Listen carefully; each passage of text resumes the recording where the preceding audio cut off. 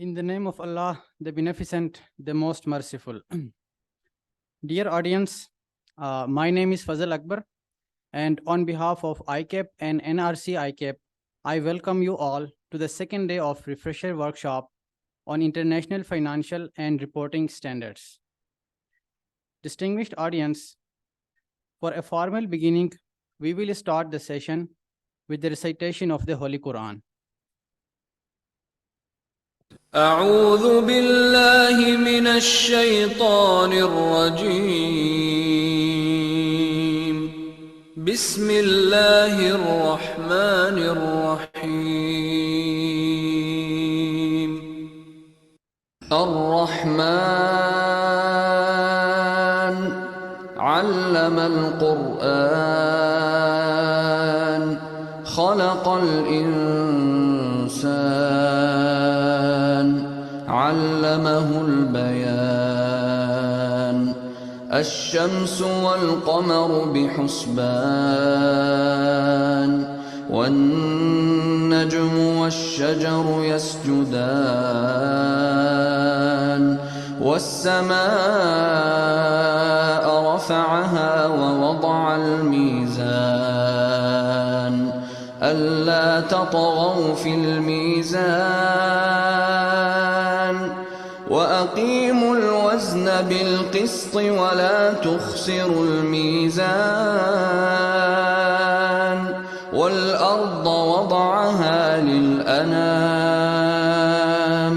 فيها فاكهة والنخل ذات الأكمام والحب ذو العصف والريحان فبأي آلاء ربكما تكذبان خلق الإنسان من صلصال كالفخار وخلق الجان من مارج من نار فبأي آلاء ربكما تكذبان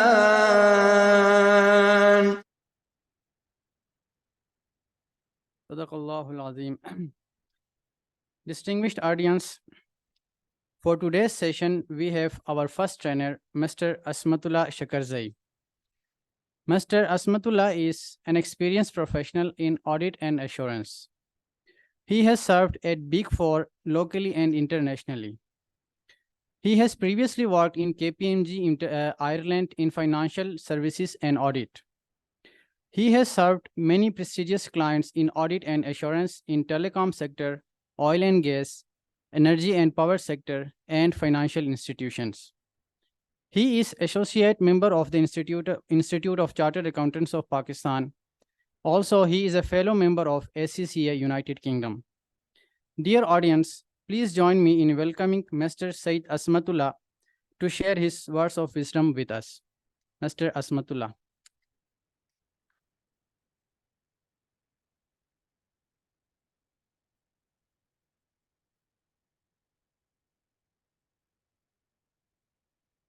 Assalamu alaikum ji.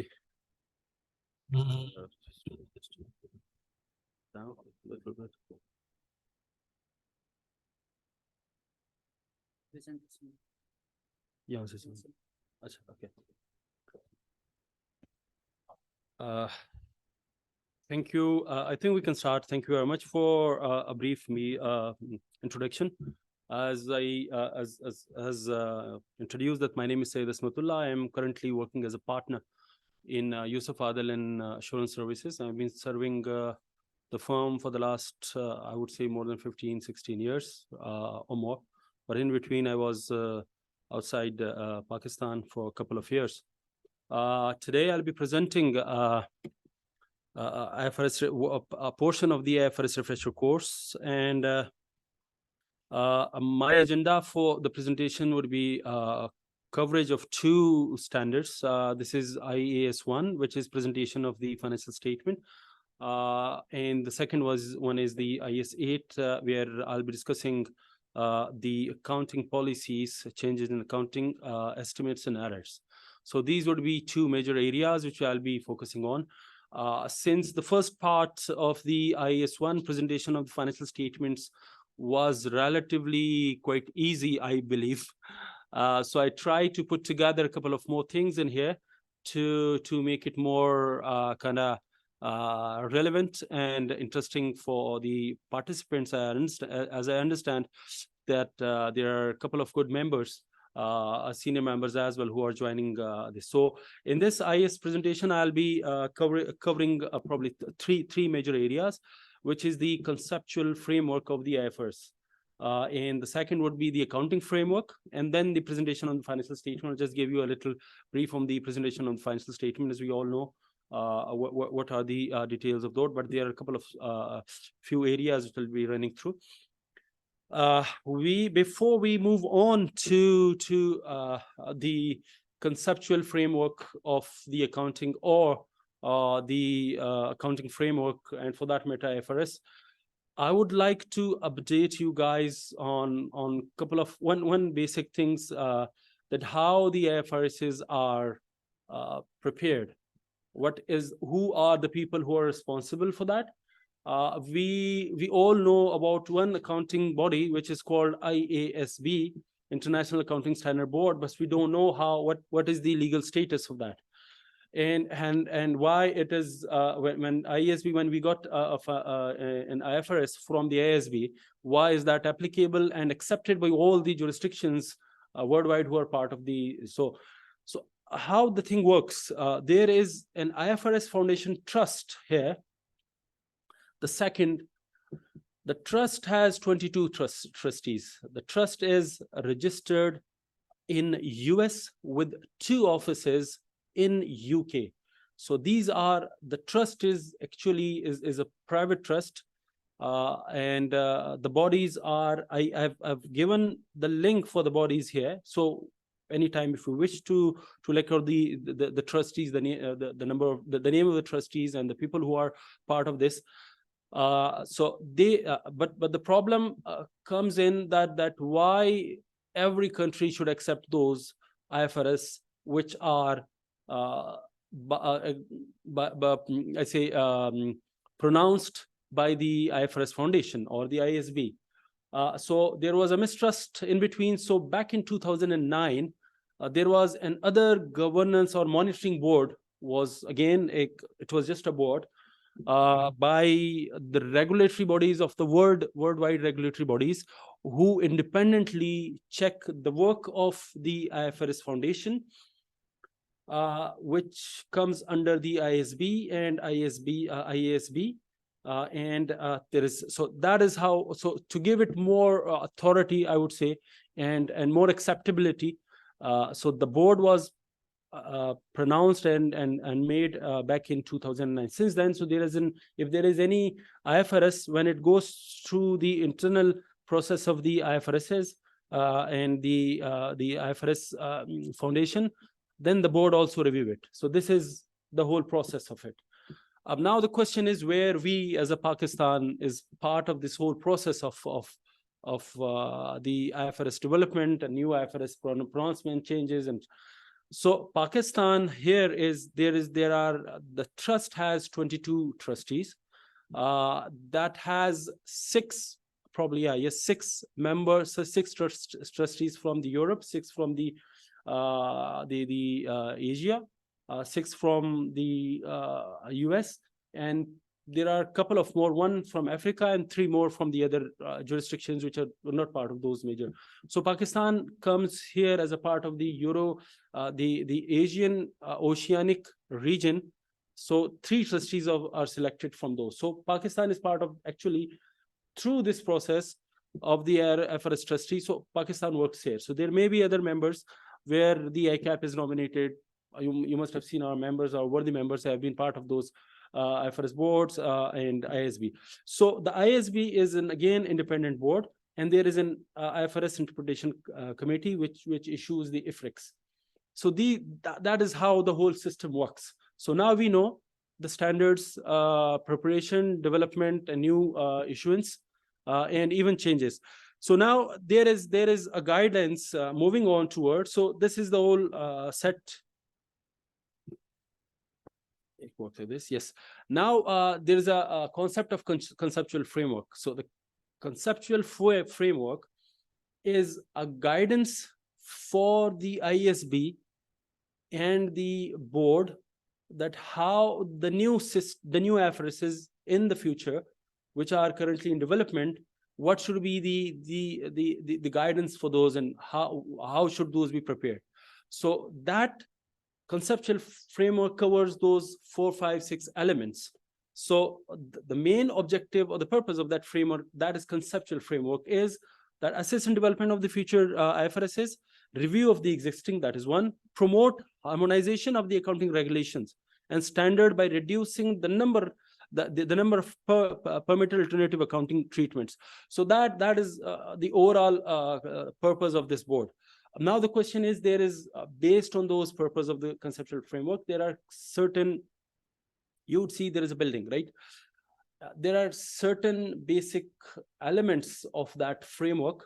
If we start and you would see there is a foundation, and you would see stairs, columns, pillars, as well as the roof. So these are the guiding principles for the conceptual framework. So the first, when we talk about the bricks and mortar of that binds the everything together, is the going concern basis, the assumption of going concern. So when we are talking about any IFRS, any IFRIC, so it is perceived to be a going concern concept based on that. If we say the company is not a going concern, so not any of the IFRS except for the specific one will work for this. So that is the basic foundation of that. And then you would see the next element of this is there are two qualitative factors, the two areas. One is more fundamental. The fundamental are relevant and faithfulness presentation. So when we are talking about new standards coming in, so the guiding principles are it should be faithful and relevant at the same time. These are the fundamental qualitative. Other aspects are, yes, it should be comparable, verifiability, timeliness, understandability. These are the other concepts of that. So I'm just trying. So these are the second one. The third one is the basis for the foundation and support of the pillars, which are the elements of the financial statement. That is one area. The other is the recognition and derecognition criteria. So there are criteria. If you go to and if you there is a full-fledged standard which is called conceptual framework, and it has 5 chapters in it. I'm not sure if you have studied already that you have ever, because we never studied that while we were doing while we were the student. But now we understand, because why do we need it? The question is, why do we need it? Because when you're talking about a standard and then you come up with a situation, and there are different interpretation of those, and then you go back to the original basis, that what are the basic guiding principles of those standards when it was in development. So you have to refer back to those to understand the recognition criteria, measurement and presentation and criteria, and that stuff. Moving on, there is the fourth one is the overall IFRSs, the full-fledged IFRS standards that include IAS and the as well as IFRSs. And the fifth one is kind of the IFRS interpretations. So these are work as the overall help you understand. So this is the basic structure of the conceptual framework. Now I believe this is something which you might have hardly heard, that how the whole standards are working. So now we have set the foundation of the standards. So how the who are actually, we have addressed 2 questions. Who are the people or the bodies who are actually preparing or looking independently, reviewing, allowing, approving the IFRSs through the ISB. And then the next one is, what are the guiding principles when these are developed? So now moving on to the accounting framework. So we'll be, while we're talking about the accounting framework, there are 3 major elements of the accounting framework anywhere in the world. So we'll be just focusing on the accounting framework in Pakistan. What are the accounting framework available? The basic accounting framework we talk about, there are three major areas. One is the core accounting standards, like which standards should be and for which industry. That is one thing. The second is the provision of the requirements of any Companies Act, if there are any requirements. So we'll majorly be talking about the companies rather than the other individuals or the other special purpose. So we are focused on the general purpose financial statement and the special purposes. So the third is any other regulations by specific second level or the third level regulator or some government department. So here in Pakistan, we have say three type of the IFRS is applicable in Pakistan. The first is IFRS, which we know as applicable in Pakistan, the set of red books we all have. And there is another one which is called the IFRS for SMEs, which is for the small and medium-sized entities. Now, the question would be, what are the small and medium-sized entities? I'll be addressing that in the next slide. The third is the revised accounting and reporting standards for AFRS for SSEs, which are small-sized entities.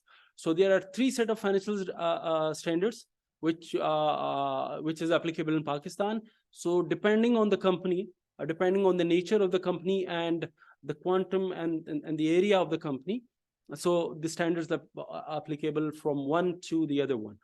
On one of these three can be applicable. We'll be looking in those details. And the other requirements are the fourth schedule of the Companies Act, we all know, and that is applicable mostly on the listed companies. We'll see that in the next slide again. And there is the other set of the requirements for the fifth schedule. While preparing the financial statements, it's not only, remember those, that it's not only the IFRSs. You will be looking at that what are the requirements of the IFRSs, what disclosure you'll have to give. But apart from that, you'll have to see what are the requirements of the fifth and the fourth schedule applicable on the entity. So if there are certain specific requirements which are given, which are not given in the IFRS, but provided in the fourth and fifth schedule, so you'll have to follow those as well and include that as a part of the financial statements. Based on materiality, somebody can argue that if material, if not given, so there could be a non-compliances and may lead for the misstatement of the financial statement, because considering the materiality, that is an assumption. And there are other requirements like accounting for not for profit organization, POs. So that is a separate standards which is applicable. There are Islamic financial accounting standards applicable where there are entities in Pakistan. There are a couple of IFRS adopted by the ICAP for the entities like banks and the other financial institutions, which are actually giving some products, Islamic products like ijara, or for that matter, mudaraba, musharaka, or any other takaful even. So whatever, there are certain specific standards for those as well. Well, if you are applying those products, if you have the products, then you'll have to see the requirements of those.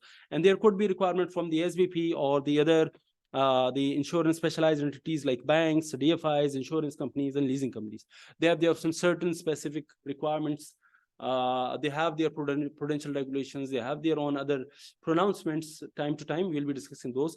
So that is the overall accounting framework, which you need to see that the application of the accounting framework in Pakistan. So the first thing when you see the financial statement, or the first question actually you need to ask yourself while preparing the financial statement is, what is the accounting framework?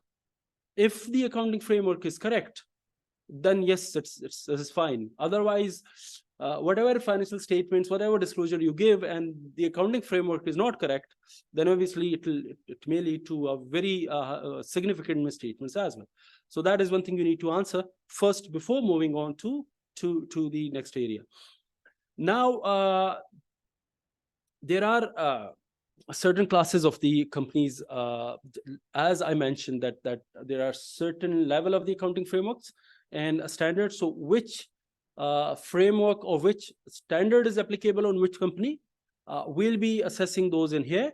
And that is, if you look at it, there are certain qualitative criteria, which includes what is their paid up capital, what is their revenue, number of employees, and other classifications and sub classifications.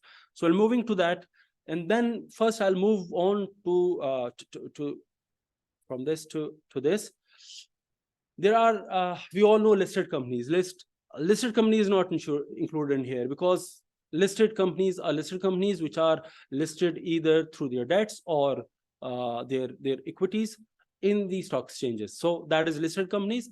Then there are large entities, non-listed, having requirements of 200 million of paid up capital, 1 billion of the revenue, and the employees are, if they are 750 above. So it comes under large size entities. Similar for the foreign is the same, but with a billion. Yeah, the requirement here, because we don't have capital in the foreign entities. Normally they are through branches. So if they are branches, then yes, we'll see only the revenues. And the large size entities under section 42, the revenue requirement is quite low here. It is only 200 million. So you need to see if that is the large size entities, companies, which are the section 42 and section 45 companies. So I hope you all understand. These are section 42 are the non-profit organizations, and 45 are limited by guarantee, I think, right? So these are the entities. And then we have a small size entity. Small size entities having revenue less than 200 million. Sorry, the capital, and the revenue is from 100 million to 1 million. So if their revenue, if they falls within, they comply with these conditions, it comes under the medium size. And then if the entities who are even smaller than these sizes are actually the entity considered as small size entities. Now the question is, now we know which are the entities. So the framework is actually given by the third schedule in the SCCP. SCCP defines that which entities should apply what sort of framework. So they have given this criteria. I've just tried to copy it. Listed company is very simple. Okay, and then we have for listed company we have it is IFRS notified by the SCCP, full-fledged IFRS I'm talking about, right? And these requirements of the fourth schedule. But when I come to the other entities like public interest entities, irrespective of their, these all comes under the large entities. Public interest entities, public utility entities, public holding assets, the other entities, companies having specified number of shares, or the large size entities, non-listed, public, these all, the criteria of the second, these all comes when they fulfill this criteria. So the accounting framework here would be IFRS, full-fledged IFRS, plus fifth schedule. So the difference between is just the fourth schedule and the fifth schedule, between the listed entities and large non-listed entities that include PICs as well. So now the question would be, if there is a PIC, for example, public interest company or entity, the question could be that they have only a small number of, say, revenue and a very limited capital. So what should be the requirement? Because as per the numbers, it falls under the SMEs or SSEs. But as per the statute, it is a public interest entity. So what should be the what should be the ideal framework for this entities? It is not SME. It should be, because it is PIC, so it should be the full-fledged IFRS with the fifth schedule. So that is how it works. Large size entities, again, with section 42, 45, which we defined in the previous slide. So but it would be fifth schedule and accounting for NPOs. Here it comes, if for section 42, so there is a third requirement of accounting for NPOs as well in here. So you'll have to see all the requirements of these, right? Then medium size entities, all we have IFRS for SMEs plus fifth schedule. Again, medium size company license registered under section 42, If they are medium, then it comes under SMEs plus fifth schedule. Small sizes, IFRS for SSEs plus fifth schedule. Now the question is, what is the difference? The difference is to certain level recognition of certain areas, one, or to broader level, it is more of the disclosure. For example, if I give you the example, two example, for example, like SSEs, when applying IFRS for SSEs, so there is no requirement of recognition of deferred tax. It doesn't require that you'll have to do the deferred tax, their expense, deferred tax assets, liabilities. It's not required under the IFRS, the IFRS for SMEs. But if the same entity prepares the financial statements for under the IFRSs, then it has to prepare recognize the deferred tax. That's one of the examples. There could be certain more, but major is the disclosure when you'll have to see that there are a large number of disclosures, for receivables, the SSEs and SMEs are not required to look at the ECL, like the requirements for the credit loss model. They're not supposed to adopt that under the IFRS 9 because they are simple companies and they can base any provision based on their impairment and their own testing, as long as they and the auditors are in good understanding with this, and they believe that is fair. So that is how the standards framework works. Moving on to yes. So now there are types. We have the IFRSs, just we say, and then we have the IFRIC interpretations in Pakistan, and there are standing interpretation committees, SICs, as I mentioned, which board is working on what. So these are the major four areas, and we have those. I think, can you hear me now? Just confirm me. I think I got a message that the mic is not working, or there's some problem with the voice. Can you hear it now? Okay, for the other who are on the Zoom.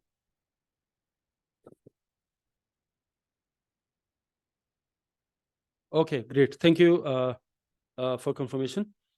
Great. So now so we are moving on to the IFRS. So these are the IFRSs, 17 IFRSs which have been in Pakistan at the moment, right? Not in Pakistan, worldwide. So these are the IFRS, and then we have a list of the IS. These are the 41. There are certain ISs which have been removed, like you will not see certain because of the application of the IFRSs, or either they were merged with the other standards. So that's the list of the IS which we have until 41. And then we have IFRICs, 22 IFRICs. There are certain IFRICs which have been taken off, omitted, or superseded. So these are the major, these are the applicable IFRICs available here, which are the interpretation committees. And now we have SICs, standing interpretation committees. We have very few SICs available. The rest are either merged in the new standards, or removed or taken off, depending on the time. So I believe, just I'm answering to one question here. I think it should be available. The presentation should be available to the ACAP, and probably ACAP, you can reach out to the ACAP after the presentation, so we can share that. You can get those presentations. So that is, so now moving on to this, understand. So we have, these are the major areas, but there are a couple of following standards which has not been adopted locally in Pakistan, which is IFRS 1, IFRS 14, and 17. I think 17 has been now adopted. Just correct me if I'm wrong on this, but the rest are not adopted in Pakistan, but all the rest of the standards have been adopted in Pakistan with certain exceptions. And what are those exceptions? Here, there are 3 areas of exceptions, which there could be more, but the 3 more known areas The first one is the banking and financial institutions. The banking and the financial institutions, the implementation of 39, IFRS 9, IFRS 7, IFRS 40, they have been deferred and a wide effort. So the banks and the other entities, they have been exempted also from the consolidation requirements as well. So these are the two major I think there's some major deviation, you call it. So now if you ask, what are banks doing at the moment? Banks are actually using their own standards.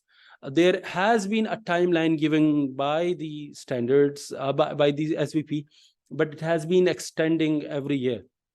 So probably now they are required to adopt the standard from the coming year. But it started for the last 3-4 years. That has been extending the timeline for this. So if these standards not applicable, then what are the banks using? The banks are actually using their own prudential regulation requirements, which I believe was more closer to the previous IS 39, but not to the IFRS 9. But now the banks have worked on it, and then voluntarily application is available. So certain banks have moved on to that. They've already adopted those. The other major known exemption available is for our entities in Pakistan from the requirement of the IAS 21, which is the effect of changes in foreign exchanges rates to the extent of the capitalization of the foreign exchanges. So that is one of the area, because they are bound by their own lease agreements, what you call it, with the IPPs, and that is backed by the by the government guarantee. So based on that, if it's applicable, if they apply it to these standards, so probably that may distort their results. So that is one of the area.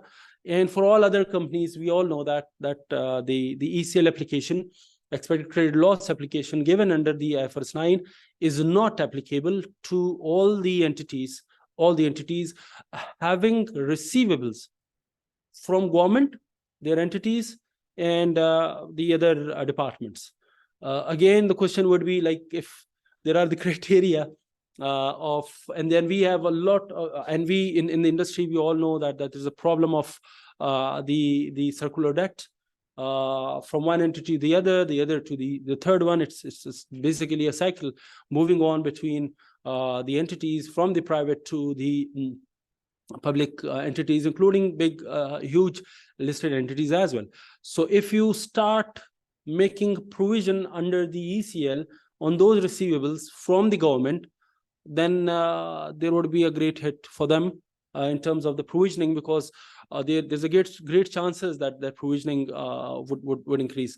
But one very positive aspect is that recently other entities, other than the banks, certain banks even, they have voluntarily adopted. There is no bar on voluntarily adoption of the ECL for the banks and the other financial entities. They have voluntarily adopted the IFRSs and the requirements. So and the other entities, the banks which has not adopted, they have actually been required to prepare a parallel financial statements if adopted the IFRS 9 and the one which they've been working on at the moment, and compared, and they've been submitted this to the State Bank. So that is the overall, I believe, the framework structure. Now, moving on to the presentation of the financial statements, this area is certainly slightly not very difficult one. We all know that there are certain components of but we have certain participants in our in seminar who are not exactly members. They are also students, so they're just for them. That component of the financial statements, there are 5 basic components of the financial statements, and that includes financial position, which used to be called the balance sheet, and the profit, loss, and other comprehensive income, and changes in equity, cash flows, and the notes to the accounts. So these are the basic components of the set of the financial statements, and 1 year comparative is required unless impracticable. We are not going to that when it's impracticable and what would the impact on the financial statement. But so Other requirements, when the financial statements are prepared apart from those 5 components, it is the name of the reporting, whether the financial statements cover the individual entity or the group. Like, for example, if it's the consolidated, standalone, or whatever. So you'll have to mention that. And then date of the statement of the financial statement position, which is the year end or the period end, the level of rounding using presentation currency. There are various other requirements, policies. I would not be able to touch upon these old policies here in this presentation, because we all know that there are other standards which have been actually adopted, which will be covered in this standard. Every standard will be covering their own policies. Like if you're talking about the deferred tax, which is probably today. So the deferred taxes, the policies, their requirement, disclosure will be covered in that standard rather than here in this specific. So in a statement of financial position, we have 2 sort of requirements to present: current and non-current, and present item in order of the liquidity. There are 2 requirements. Okay, either you can show them the presentation, either you can show like what are the current assets and the non-current assets. Most of the manufacturing entities, the other entities, service entities, they are using this. Like we have the PPE and then the non-current assets all, and then we come to the current assets. That's the presentation. But for some entities like banks, they do not use this one. It more comes from the cash, from the liquid, the more liquid to the less liquid, or the otherwise. So these are the 2 variations allowed under the standards, and there are requirements of the current assets and current liabilities, which are expected or intended for a sale consumption. Normally 1 year, if the maturity is within 1 year, or how do you assess? It is the intention of sales. So you have to define the intention. For example, when there are there is an entity, right, and it has TDRs, for example, there's an investment. So it holds the investment. It has to mark that what is the intention. They want to sell it or they want to keep it. Based on that, recognition criteria would be, and so based on that recognition criteria, there would also be the requirements for the long-term, short-term, and the current or the non-current. There is a quick question for you guys. The question is that there is a manufacturing concern, like ABC Manufacturing. Is it taken a loan of 1 million to expand its production capacity, and improve the facility. So the loan has a term of 10 years. Okay. So with a monthly payment schedule. So it's a monthly bullet payments you have to pay on every month. That includes interest and the principal as well. So how should ABC Manufacturing classify the long-term loan on its balance sheet? So how would you classify this loan in your balance sheet? Any question?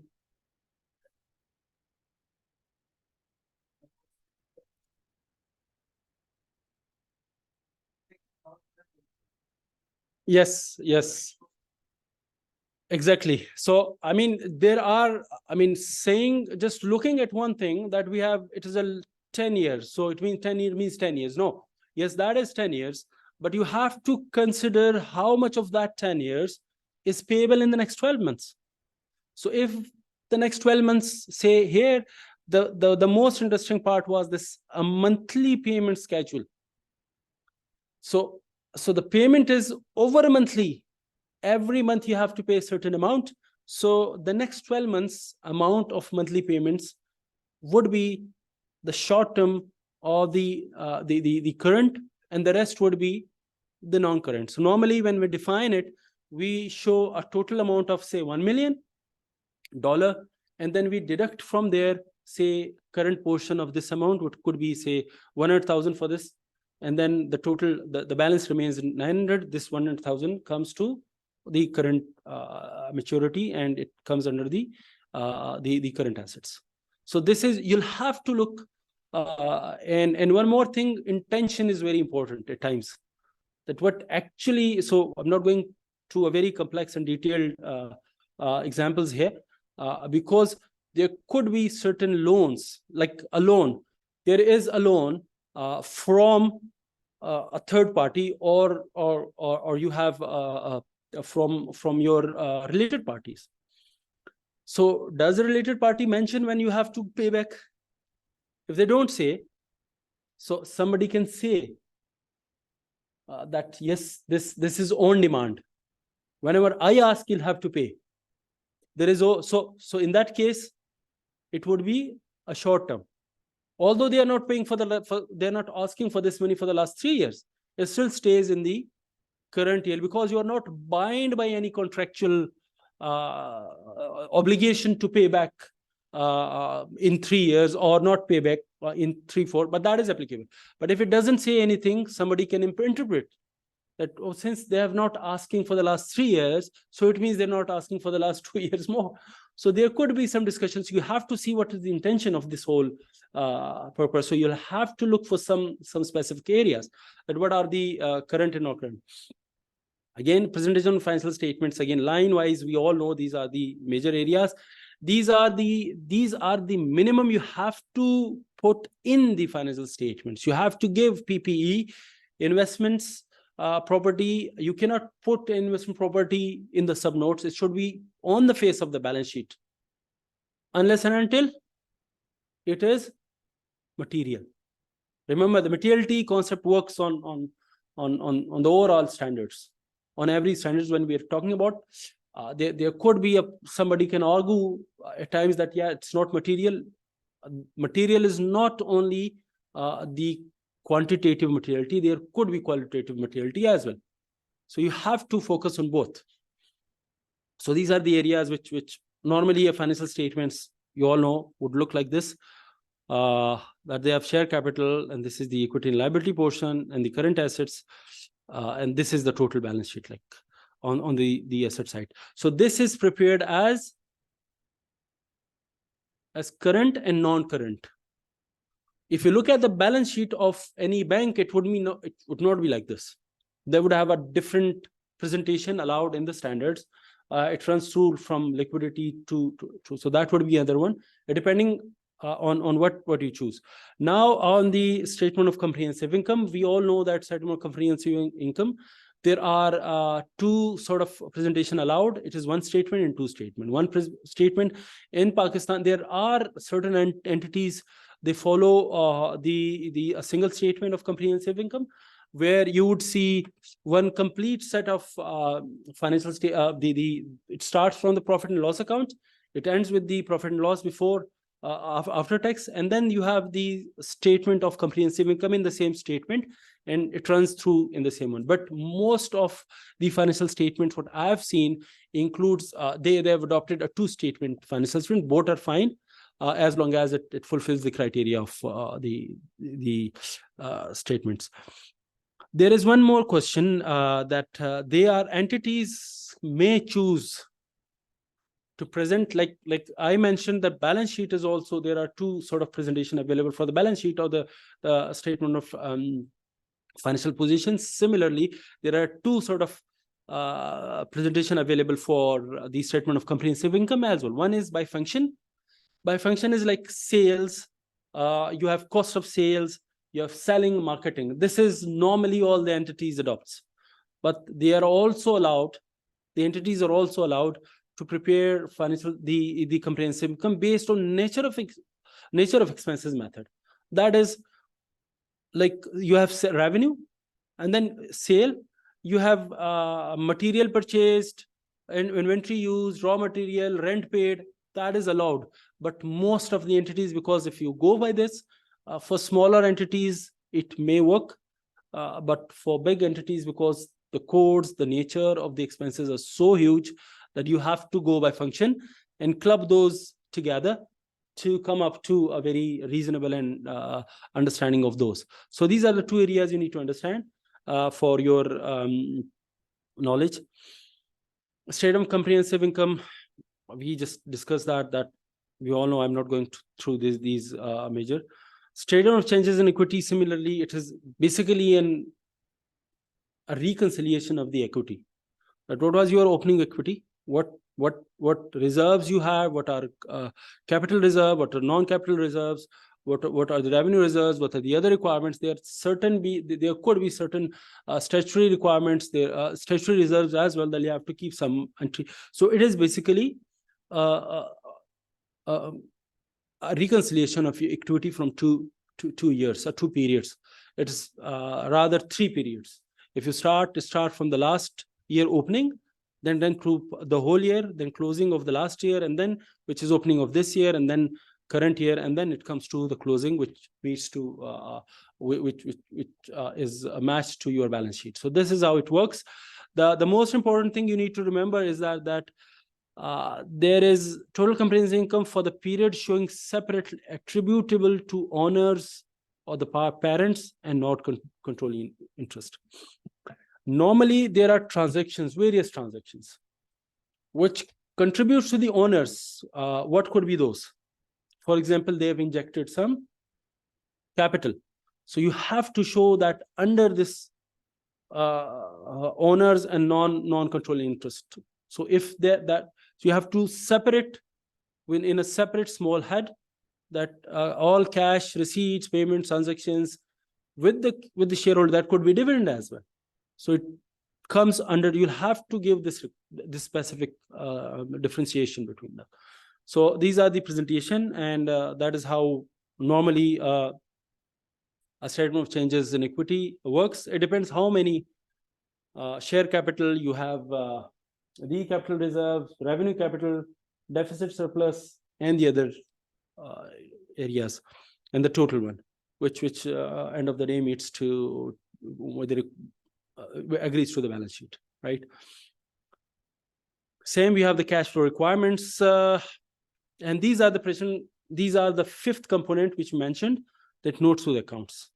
So these are the notes to the accounts, and it shows the basic understanding, what the entity, the framework adopted. These are the framework adopted in Pakistan, and the basis of preparation. So normally policies comes under this one with the disclosure one.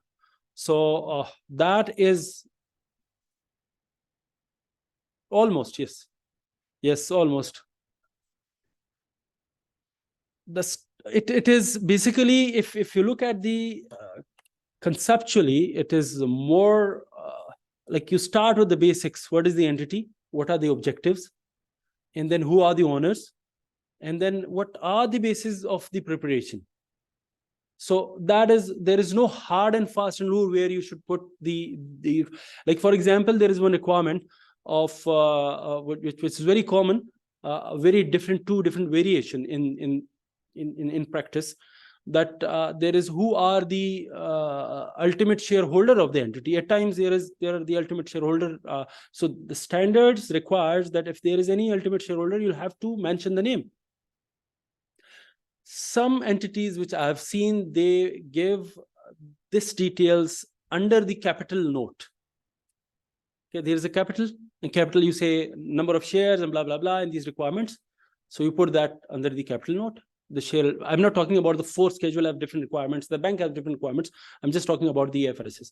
So, but some entities, they give here, they are just giving introduction of the entity on the top from 1.1. So it depends where you want. And even if you look at certain model financial statements from the Big Four, even GT and the other, few of them are showing all those policies at the end, not from the start. So they are showing that, but they're putting these all policies, applicable policy at the end. Or at the start. So it is not hard and fast rule that which specific note where you have to do, but you know that these standards, the basic components, like it is always the statement of financial position at the top, then PA followed by P&L. But in the past, if you remember, when we used to do the audits back in our training days, there were a lot of entities who would use to show the P&L at first, P&L and then balance sheet. But now the trend has been changed. We have adopted the international trend. So this is the whole. So I think I'm giving you 1 minute. You can just sum up what you have learned. And if you want to say, you can say what you have learned through this session. Then we'll be moving on to the other.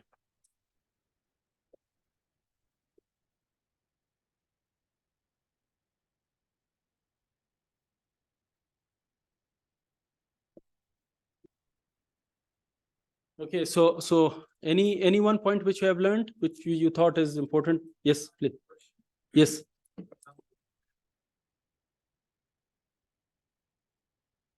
Current and non-current. Non-current and current asset.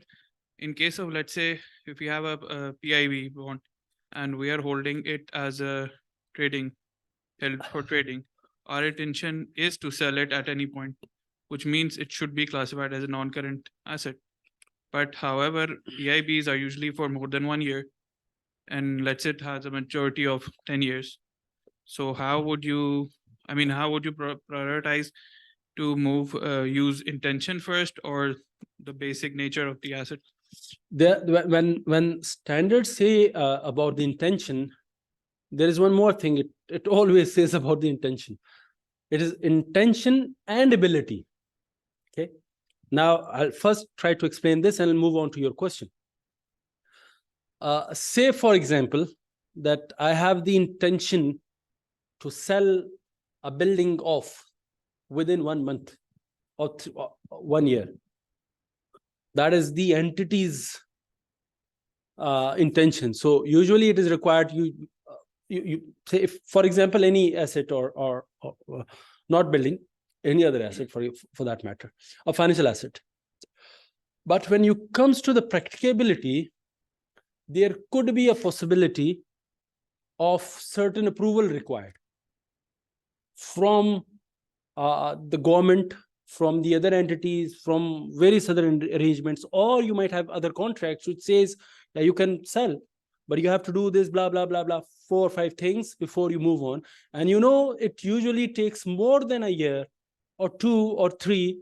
So the first question, when you say yes, intention, do you have the ability or not? That's the first question, right?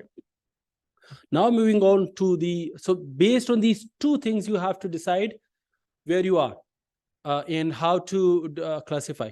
So in your question, yes, it can be a current assets, because PIBs start from 3 months to 10 years or more. I think 15 years as well. But the question is that if I am showing I have the intention and ability both, if you have not pledged that to those PIBs to a bank for a loan or something, and it's readily available for me, if I want to sell it, I have bought it today and want to sell it tomorrow. There are entities which sells the same PIBs, they purchase and sell on the same day. So how would you call it? I mean, it would be more misrepresentation to show something which you actually don't have any intention to keep for 10 years and saying, yes, I'm holding it for 10 years. So what else you have learned? Anything on the IFAC board, IFRS foundation, something? So these are the major areas which you learned, right? And we also know what are the basic conceptual framework, and also we learned about the accounting framework. So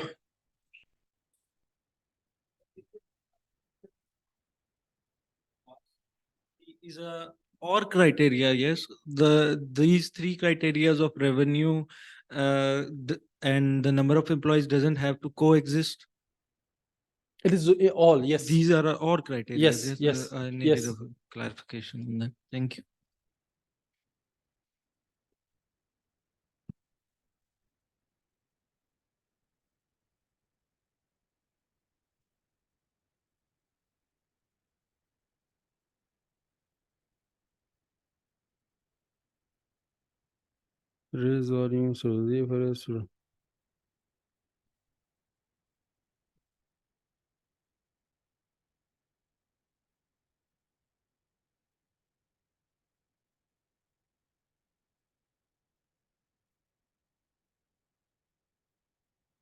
It's a very interesting question on from Nasir Gulzar. What is the liability covenants are not compelled with, where to show the liability?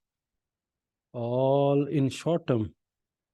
I mean, I'm trying to understand your question here. What I understand, I'll first give my understanding of the question, then we'll come back to what if the question is about if there is a covenant, you have to do it now, and if you have not done, it's already past due. So if it is not current, it is already past due. It is exactly when you had to pay or pay something yesterday, not today. So if it's already payable, past due, it is definitely your current liability. So it should be current. Based on what I understood your question. So now we're moving, or I think, are we good to go for the next one? And the second.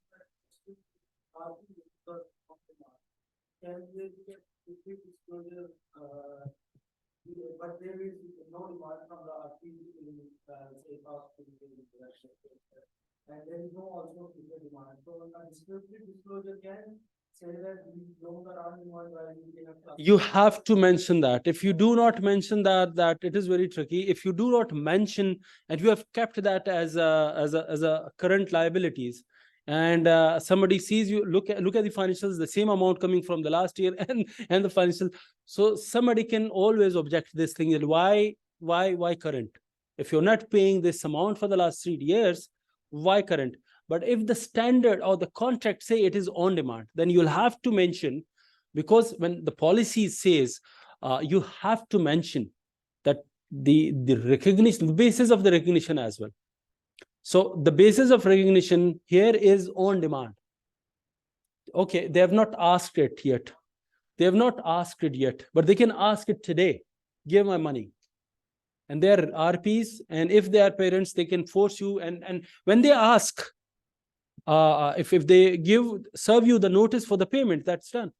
An email could be, sorry?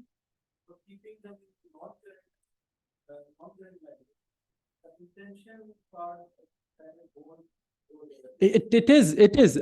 See the intention and the nature, both. You'll have to see both, how it works.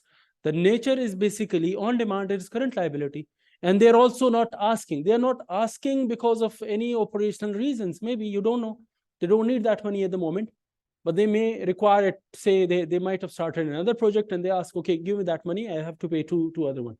So as long as they are not asking, then you can look at those as well. So these are the, so we are moving on to the next gym, which is the IAS 8, accounting policies, changes in accounting estimates and errors. This is one of my favorite. I can see Arif. Hi, Arif. Thanks for joining. So here, before moving on, first thing we would try to cover is the accounting policies changes in what are the objectives of the standard. The standard has basically four major objectives.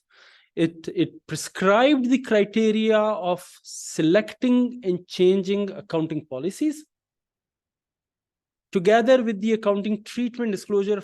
If there is a change in accounting policy, there are two things in one, right? Selection of an accounting policy, whether it is a policy or not, that is one thing they'll decide, because policy does not comes under this IAS 8. It doesn't come on. Every policy will come from the respective IAS. Like for example, if you are talking about the inventory, then the inventory LIFO, FIFO, whatever, the policy would come under the IAS 2, but this will decide. This standard will decide whether, if not specifically mentioned, whether or not this is a policy or not. That's one thing. And then if there is a change in policy, then what to do with that, the treatment it gives. And the second one is change in accounting estimates. We'll discuss what are this standard, remember, does not talk about the estimates. It says if there is a change in estimates, how to deal with it. Again, estimates would be in the respective deal. What are the estimates? How to come up with that estimates, whether correct or not, whatever it comes in that standard would be considered in that respective standard. But here we'll be talking about if there is a change in estimate, then what to do with the accounting, right? And then correction of the errors. So these are the three major areas, and also their disclosure requirement. If anything, there is any change in a policy, you have adopted a policy, new one, or there is a change in policy, or there is an accounting error or an estimate, what to do, what are the disclosure requirement. And it's one of the more interesting thing.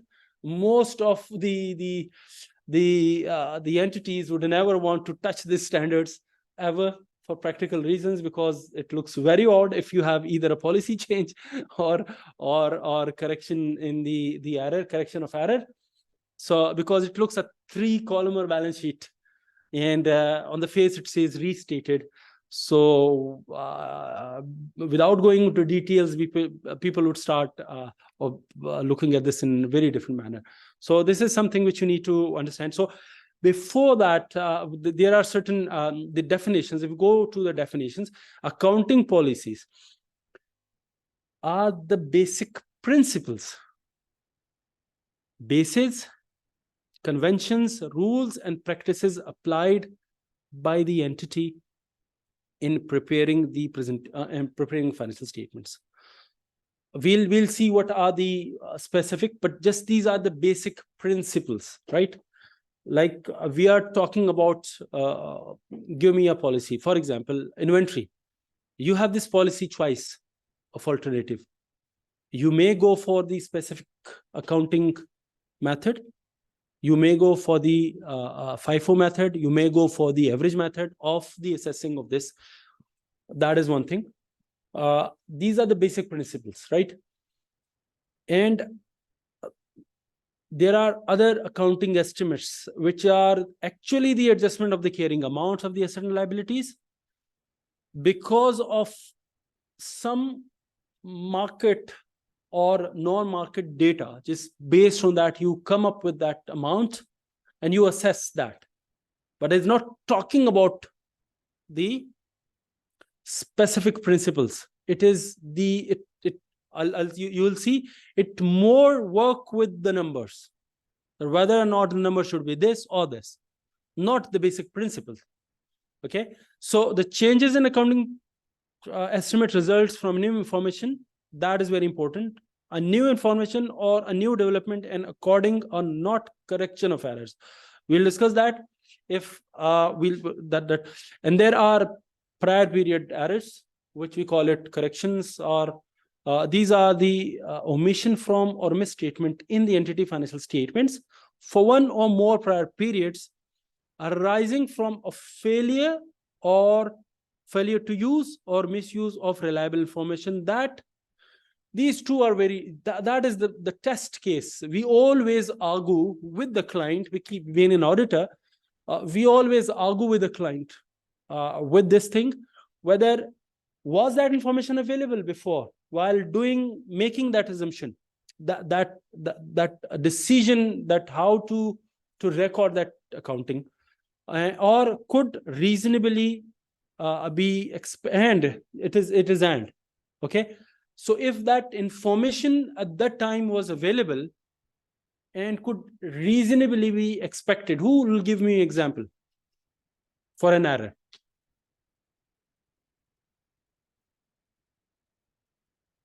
For example, there are two things. Okay, it might be, but you might say that a professional judgment work here, but I'm just taking it at a very it's a gray sort of. The example would be more gray. There would be a more professional judgment required. But for example, you had for example, you had an asset. Okay, the actual useful life was 10 years, although the useful life is not an accounting policy. It is more of the estimate. But I'm taking the same example to another level, that generally, if there is a useful life assessment, you did that an assessment, say, okay, it is maybe 9 years or 10 years, okay? And their guides clearly say that that asset cannot be used beyond 5 years. And that if information was available, okay? Information is available, because what you had to do is that you just had to read their contract, It comes with some, but you took that to more than 5 years, and the difference is very, so, and that information was available as well. And you could reasonably assess, you can talk to some other entities as well who are using in the market, that whether that asset works and what is your normal useful life. And that clearly says whether or not you use it, there could be an argument. Okay, say I am using less, people are using 8 hours, I'll be hardly using 4 hours. But if there is also another stipulation here which says no, there is an expiry of when the chemical in this whatever the parts, when used for 4 years, that would not be usable beyond that. It is done. So your useful life policy, although we always say useful policy is more of the judgmental thing, it comes under the estimates, but here it would be an error because the information was available, and also the information for the usage or whatever could be obtained very easily without. And one more thing, there is, I think I have highlighted here, only cost doesn't mean it is impracticable. Remember, when you say it is impracticable to obtain the cost at that time or for speed, that is not the answer. You have to put some cost on this and obtain the information. The cost could be hiring an engineer to assess, and there could be a possibility you say, okay, engineer is not here in Pakistan, you'll have to bring in from abroad. Yes, you have to pay for this if the matter is the PPE or whatever the asset or the area you're talking about is material to the financial statements. Okay, so now the major basic fundamental in this all works with the materiality.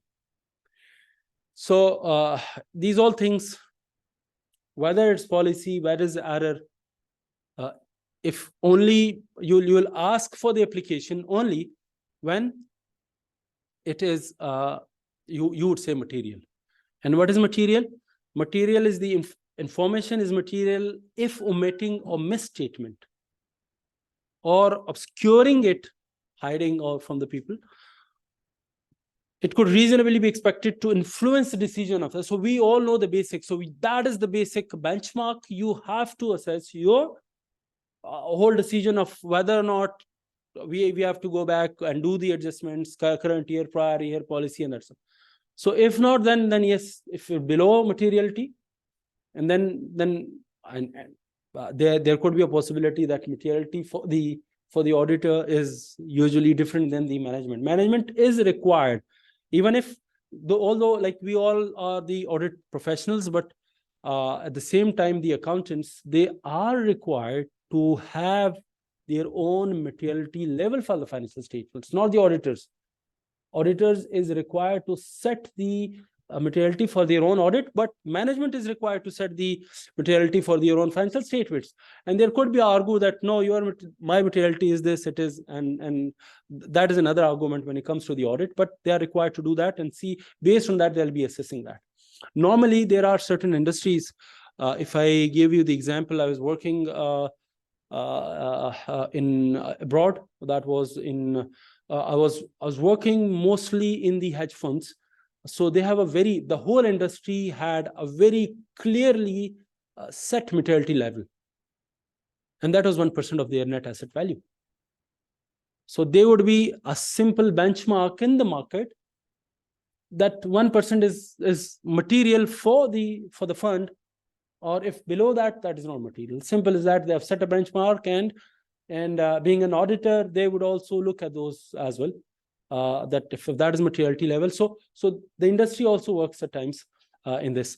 And consistency of the accounting policy is also, we all know that is the basic understanding and the requirements of the policies, that you have to follow the consistency of the accounting policies. It should be from 1 year and to the other year, unless there are certain requirements when you can change the policy. We'll see that.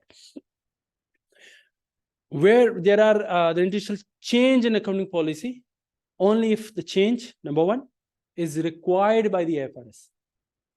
For example, I was doing something. In the past, we had a policy that LIFO was applicable for the accounting of the inventory. But then Standard removed it, and it's not applicable anymore. So if the If that is the case, so you have to change. If there is any requirement of the IFRS, yes, that is a change in policy.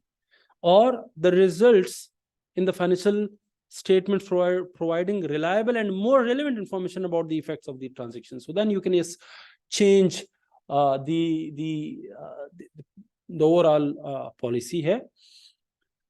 So when there is a change in accounting policy, so what should be the impact? It is retrospective, as if that change was adopted from the very beginning. Okay, say if that affects the financial statement of the last 3 years, 4 years, you have to go back and make the adjustments in the prior years and bring it on to the current year, while making a catch-up adjustments in the opening retained earning of the prior year, last year, and then move the financial statement from there. So you have to, and if the change in initial application, if there is just one variation here, if you have to look, if there is, say, a change in policy by a standard, because there are a lot of standards coming in, for example, is ECL. ECL is before the entities were doing the provisioning based on their own method, which is more of the historical and past due basis or whatever they were doing. But now the standards requires that you have to carry an IFRS under the IFRS 9, which is expected credit loss model. So if you are going for this, then that is required by the new standard. Then there you have to see the transitional provisions. There is always if the standard comes in, it also give you various options that, okay, it is first time adoption of this entity. So you have you can take an expedience, you have to adopt this, not this, apply this area, you can leave this. The adjustment may not, at times there are requirements that you don't have to give the adjustment for the prior year. It just say, okay, just give a catch-up adjustment in the current year of the opening, just leave the financial statement of the past as it is and move on from there. So this is how it works. So you'll have to see if there is no such requirement or guidance for the specific understanding, then it is retrospectively. Okay, so moving on. For this, I've already discussed. When we are giving I'll give this one. Yes, it's more. When we are giving adoption of a new accounting standard, if there is a change, so what you'll have to give? You'll have to show the impact of the current year, last year, what the nature.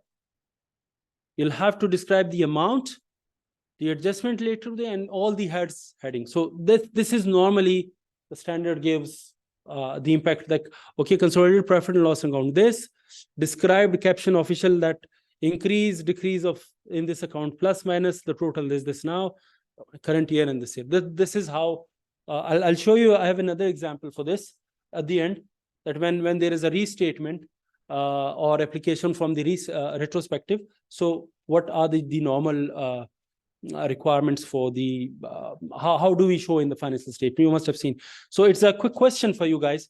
We have 4 questions. You have 4 minutes, 3 minutes rather. So you just do the questions, look at those questions, and then we'll discuss one by one.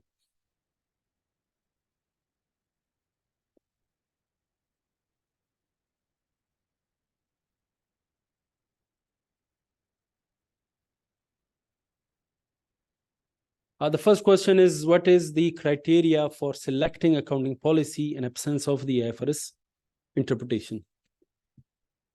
So if there is no interpretation, that what accounting policy should be adopted? For example, what method should you go? What principle? Then what is the best way of doing it? Yes. Best professional, yes. Professional judgment. When you're talking about professional judgment, you look at the industry, you look at your requirements, you look at the general guidance, prudence, and all the concepts. So, and those all application on your entity. The next is the company is currently using a weighted average method for the inventory valuation and prefer to use FIFO. Does IAS permit this?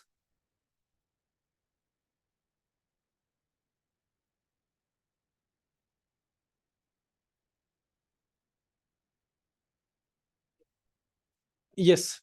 Yeah, they can change, but yes, the standards allow this, and it would be considered as, we'll see. What is the question 3? Question 3 is company is valuing expected credit loss for a trade debt using a journal approach and prefer to use a simplified approach. Is this change in estimate or policy? There are two approaches available, as we all know that. That one is general approach, the other is simplified approach. So before they were using a general approach, now they want to go for the simplified. There could be possibility they want to do it, depending on the circumstances or change or whatever. There could be possibility. The question is not that can they do it or not. The question is whether or not this is an estimate or a policy change. Okay, remember this. Question 4. Change is in depreciation policy for estimated useful life is change in accounting policy or estimate? Yes, very clearly. No, this is, the rest is, the first one is judgment. The other is if required by the relevant IFRS. And the third one is not estimate. It is the accounting policy for the ECL one. Okay. Why? Because it was your choice. You had two approaches available. It was your choice based on your best judgment and requirement. You adopted one. But now you want to change from this to this. So that change is not estimates. When estimate works, that the overall amount doesn't work, doesn't differ. It's a very general concept. Like, it's not exactly what I'm saying, but it is the timings, like useful life. It could be 5 years or 6 years, unless you're making an error. That's another area. So, I mean, in 5 years, you'll take the whole financial the whole amount to the P&L. In other words, it would be 6 years if you have different useful lives. But estimates, the adoption of policy would be different here.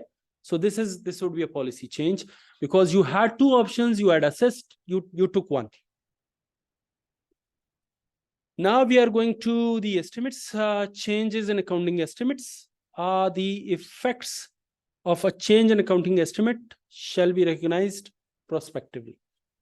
Means you don't have to redo the prior year financial statements, but you are required to give the reasons for that change and also give disclosure for this.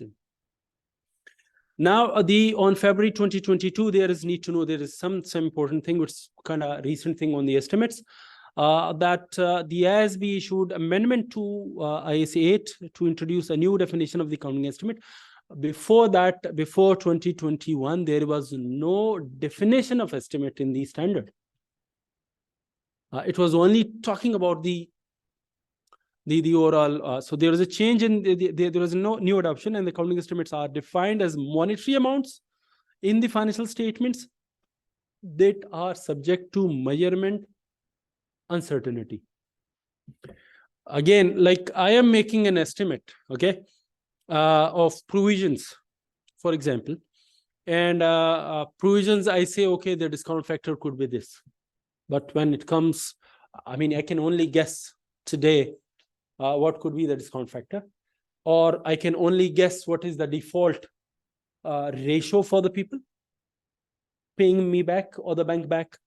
So, I mean, I can only have a best guess based on the requirements, but not with certainty. So if there is the measurement uncertainty, then it comes under the estimates. Okay, the amendment clarifies what changes in accounting estimates are and how these differ from the changes in accounting policies. And I have one small slide here after it, which describes the difference of the estimate and the policy. And there are certain disclosure, the nature and the amounts and the reasons. Like you have to assess if there is a huge change.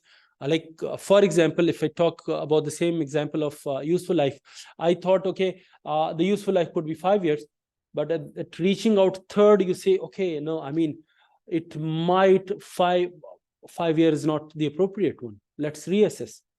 It could be 6 years or 7 years, depending on the use, depending on whatever. So when you started using the nature and you started using the environment and the usage and the people and the skilled labor who are using that, it has impacts you didn't know before. So now you know. But in error, it is in error, it is a different thing, that you knew that information or you could get that information, that how would it behave. So they are two different things. Okay, moving on. This is the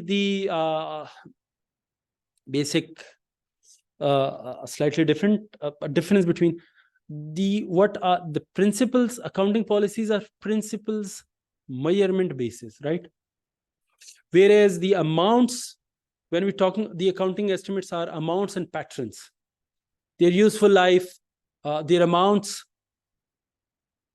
interest rates, you can only guess. And examples change from history cost to fair value is a clear accounting policy, because you had the fair value before as well. When you started something, you had the fair value before, you also had the cost, but it was your choice. Your choice means the entity choice to go for the basis of the accounting, for the cost basis. So if you're adopting, if you're moving from fair value to cost, then it is a change in accounting policy rather than an estimate.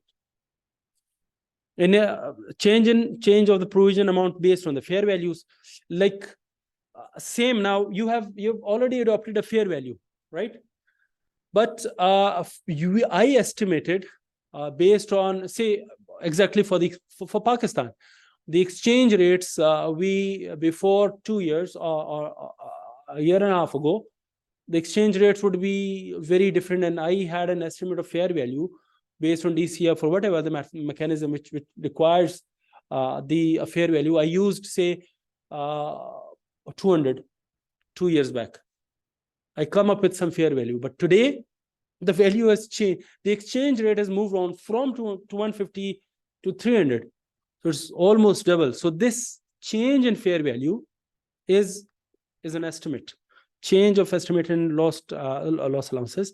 Again, if there is a recovery rates, and these are the things. The impact is, if there's an accounting for policies, change in accounting policy, it is retrospectively from like the way it was adopted from the very beginning till today. So you have to make the necessary adjustments, and for the estimate, it's just for the period, and then you move on.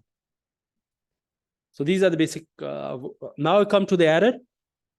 We have already touched upon the error, that if there is an error, and we know what error are, if the information for that treatment was available and it could be obtained, and you didn't accounted for that factor and you just did something else without looking at those, and then down the road, 2 years down, some auditor picked it up and say, this is always a nightmare for them for a restatement, and then it's always a war between the auditor and the accountant, that it should be considered as an error or should be considered an current year adjustment. So it's part of as I mentioned, it's very difficult while sailing through this process and challenge. But we know now, and there are disclosure requirements, that the nature of the prior period error, and then you'll have to also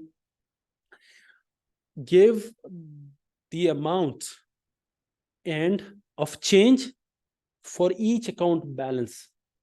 Like, for example, I'll show it. For example, it is a PPE. In PPE, you say, okay, there is PPE before the adjustment restated. Then for both years, current year, 2 years, if you are showing 2 years, and because in balance sheet, you are supposed to require to show 3 columns.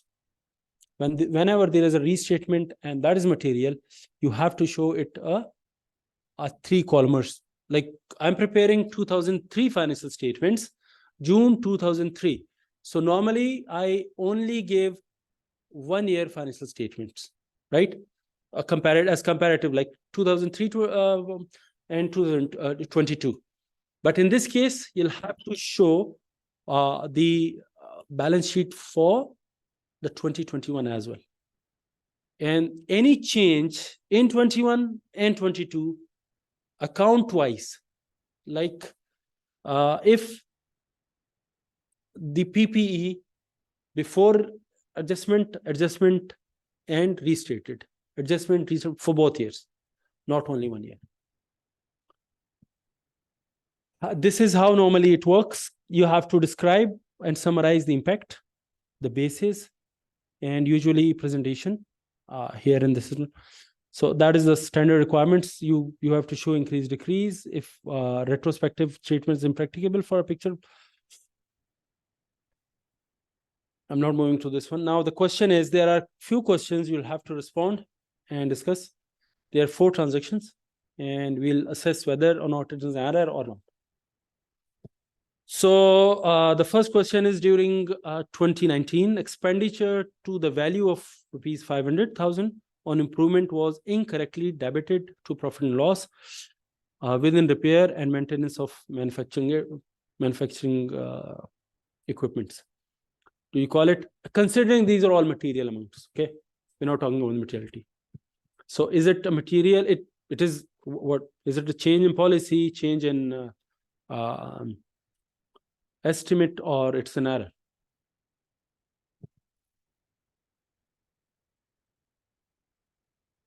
Somebody, Salma Ahmed, says it's error. Okay, great. Anybody else? Okay, moving on. Remember this. Transaction 2. The entity has in previous years created a provision of warranties on sales based on the following formula, like 5% of the total sales per annum. During the current year, management realized that the actual expense had been higher than the provision in the past 3 years. Therefore, the entity re-evaluated the provision to 7.5% of the total sales. Yeah, it seems very fair that it's an estimate. Apparently, let's see what could the answer are. The transaction 3 is entity has previously valued its investments properties at cost less accumulated depreciation and accumulated impairment. During the current financial year, management has decided change. I have another question. We'll look at this. That decided to change the method of valuation of its investments properties to fair value. Okay, if that is a policy, so what to do? So what would say the fair value today is 100,000, right? And the cost was 80,000. Yeah. So difference is 20,000. So how to deal with this 20,000? Where to put that adjustment? In the current year financial statements, P&L?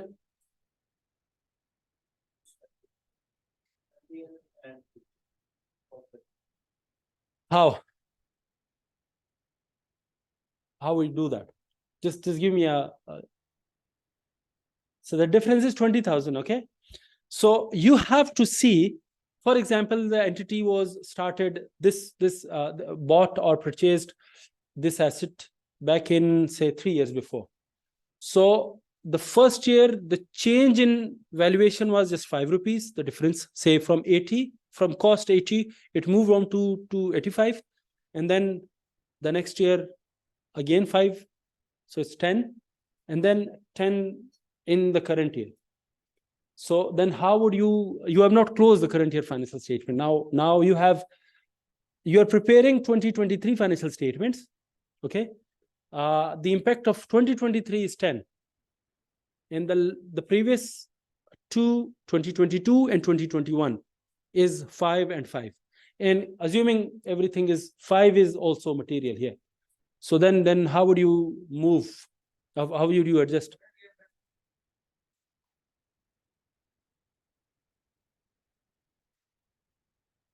Exactly. So this 20, you have to, it is not like the 20 you just put that in the current year. No, you have to bifurcate. The current year 10 impact will be in the current year financial state, profit and loss. And the rest of 2 years would move on to the retained earning after adjustment of taxes. Okay, so when you change so you'll have to post-tax impact as well. So now we move on the last one. The entity decided in current year to present the government grants or deferred income instead as a deduction of the carrying amount of the related assets. As permitted by AS 2020, accounting grants, government grants, and disclosure. How do you say that? Would you consider that's an error or policy or estimate or what?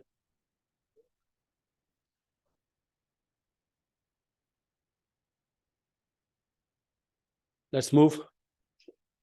First one was prior year error, right? The second change in accounting estimate. It was about the warranties. Like you moved because why? First you have 5% and now you're 7%, because you didn't know how would your customers react. Even if they're paying 5%, but if the circumstances, the economic condition changes, then you have to move on. You have to readjust your estimates. The third is previously valued investment. It's an accounting policy. The fourth is it's not an accounting estimate. The fourth one is also accounting policy, because you have two choices.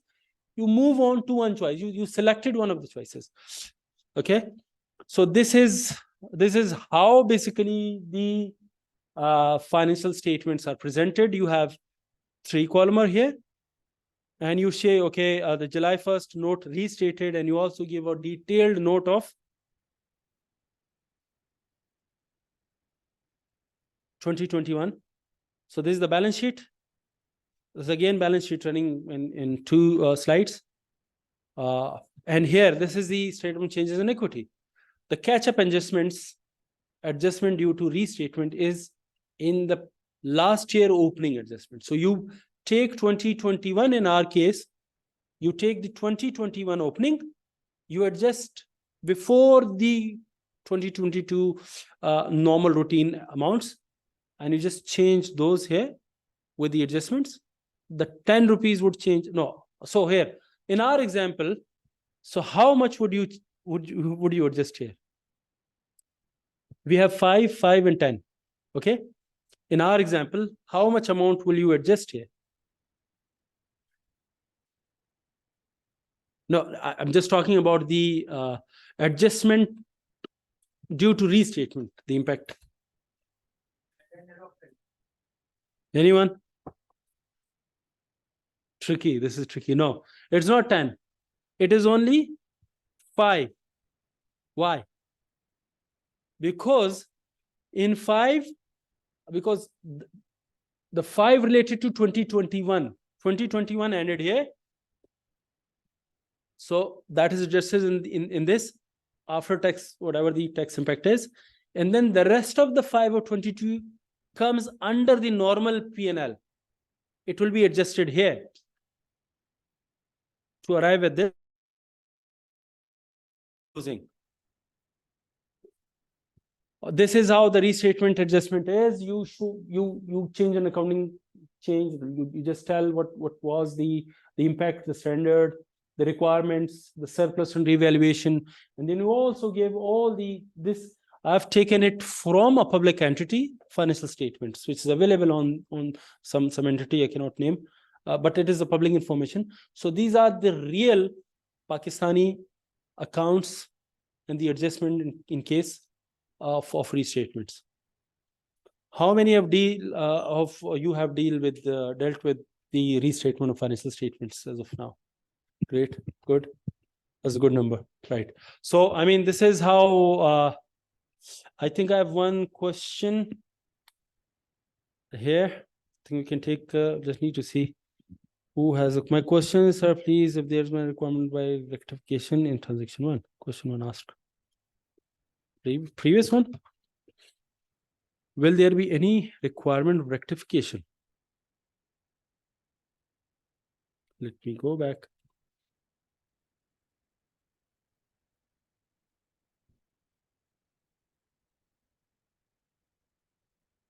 Yes, obviously, this is, if we say it is an error, I'm answering to Mr. Son Heather.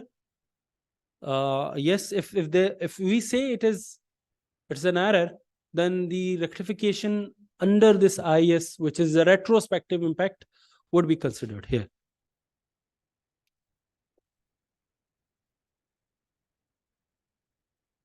So now moving on to, I think someone else has a question.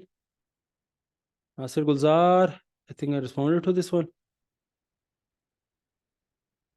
So if you have any other question, please, or would like to, I would ask you to sum up what you have learned. So what have you learned? One point from your side. Any point which would like to remember?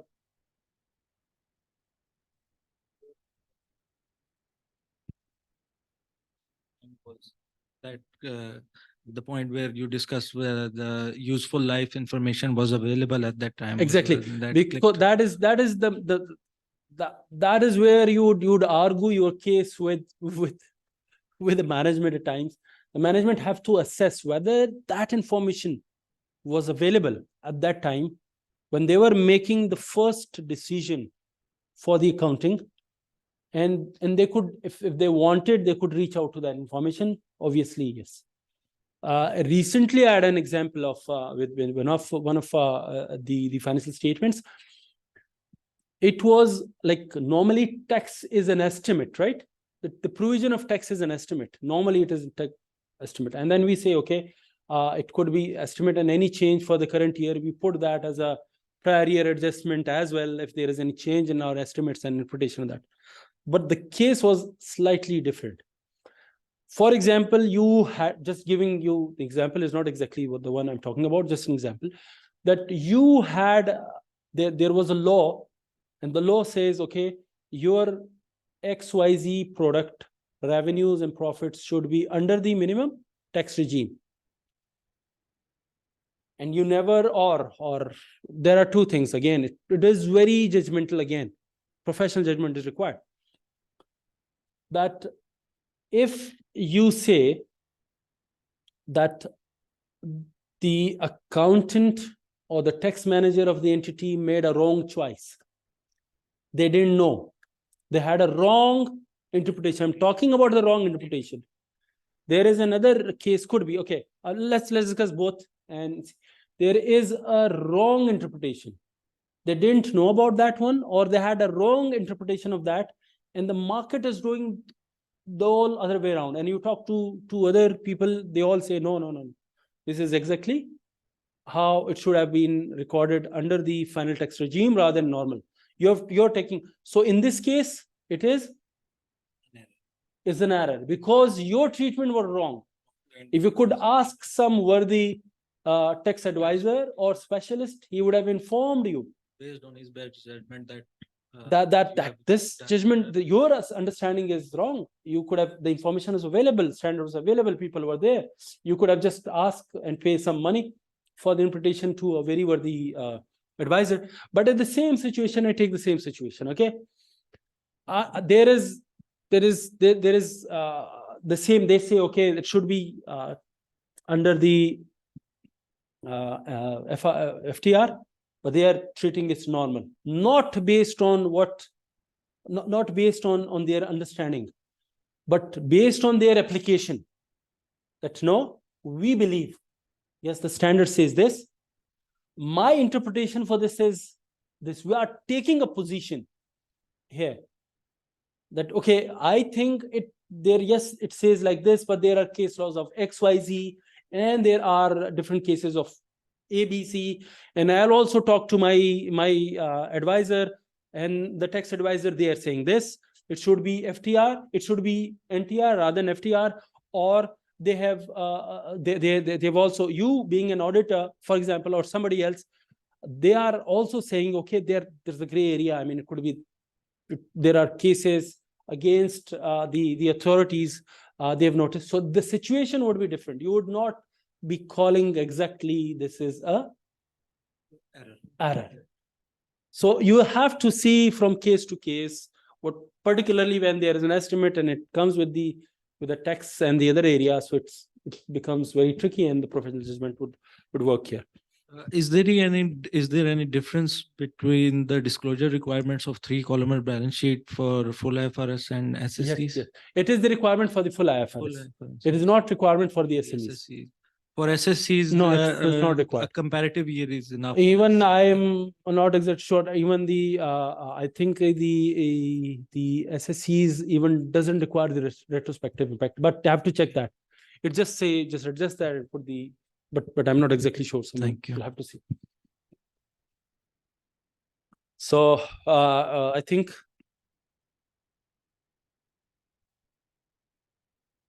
Jawad Ismail has another question. I think let's conclude that as well. He says that moving from historical to the fair value method, if we don't have fair value of last 2 years, can we change the policy prospectively? I don't think so.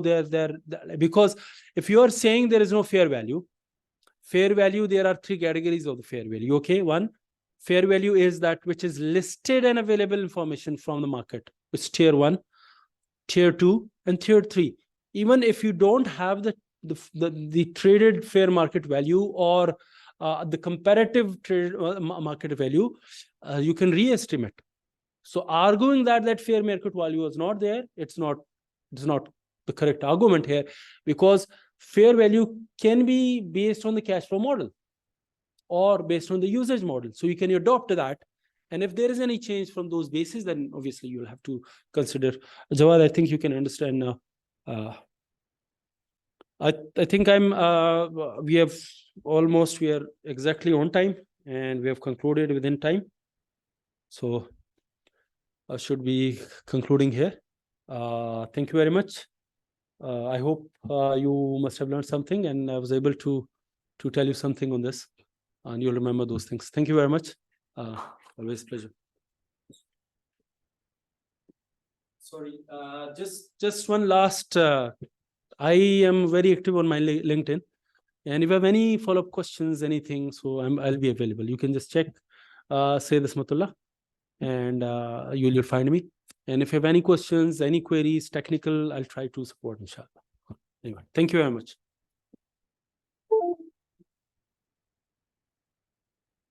Thank you so much, Mr. Said Asmatullah.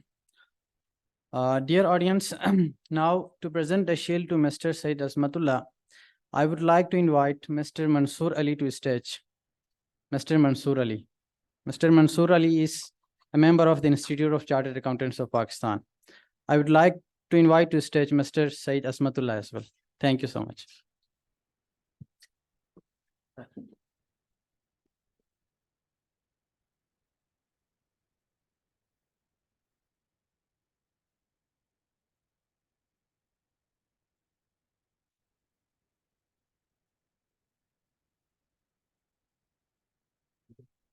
Thank you again, Mr. Said Asmatullah, and thank you, Mr. Mansoor Ali.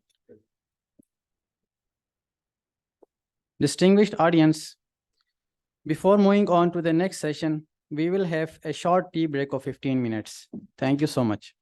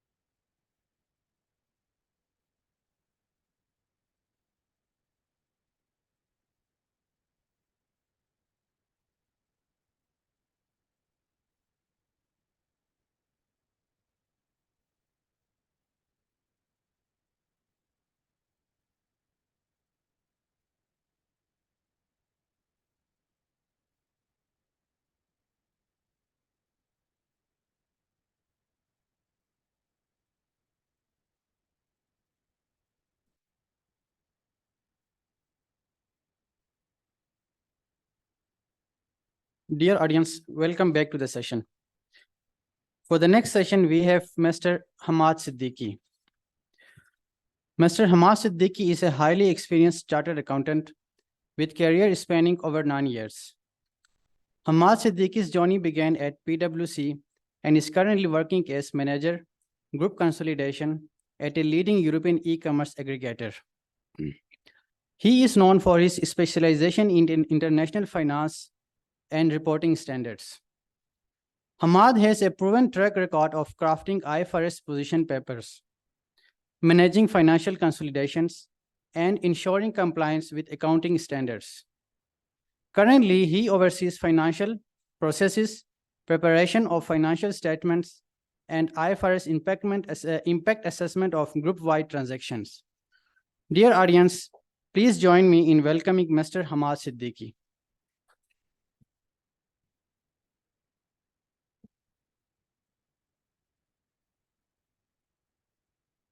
Assalamu alaikum, everyone. My name is Hamad Siddiqui, and today we will be covering 3 standards, probably. And let's see if we have time for one more. So starting off, we will be doing IFRS 9, financial instruments, new standards, and काफ़ी इसकी request भी आती है कि इसको इसके summarized इसकी वो picture दे दी जाए.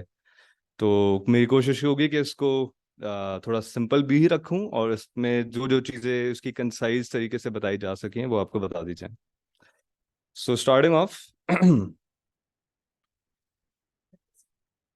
Right sorry. सो सबसे पहले बात कर लेते हैं कि फाइनेंशियल इंस्ट्रूमेंट होता क्या है. सो बेसिकली एक ऐसा कॉन्ट्रैक्ट जो कि एक फाइनेंशियल एसेट हो एक एंटिटी का और फाइनेंशियल लायबिलिटी या इक्विटी इंस्ट्रूमेंट हो किसी दूसरी एंटिटी की. इसकी स्कोप एक्सक्लूजन्स है कुछ. सो फॉर आप your interest in subsidiaries, associates and joint ventures, उसमें आप IAS 27, 28 की तरफ जाते हैं and you don't apply IFRS 9 there. फिर कुछ राइट्स एंड ऑब्लिगेशंस हैं लीजेस के स्टैंडर्ड के, तो उस पर आप IFRS 16 अप्लाई करते हैं. सिमिलरली एम्प्लॉइज के राइट्स, एम्प्लॉइज के बेनिफिट्स, इसको IAS 19 डील करता है, इस पे भी IFRS 9 अप्लाई नहीं होता. Then there is insurance contracts and share-based payments, उसके ऊपर आप IFRS 2 लगाते हैं. So सबसे पहले हम बल्कि पहले आपसे एक सवाल पूछते हैं कि आपके दिमाग में फाइनेंशियल एसेट क्या होता है.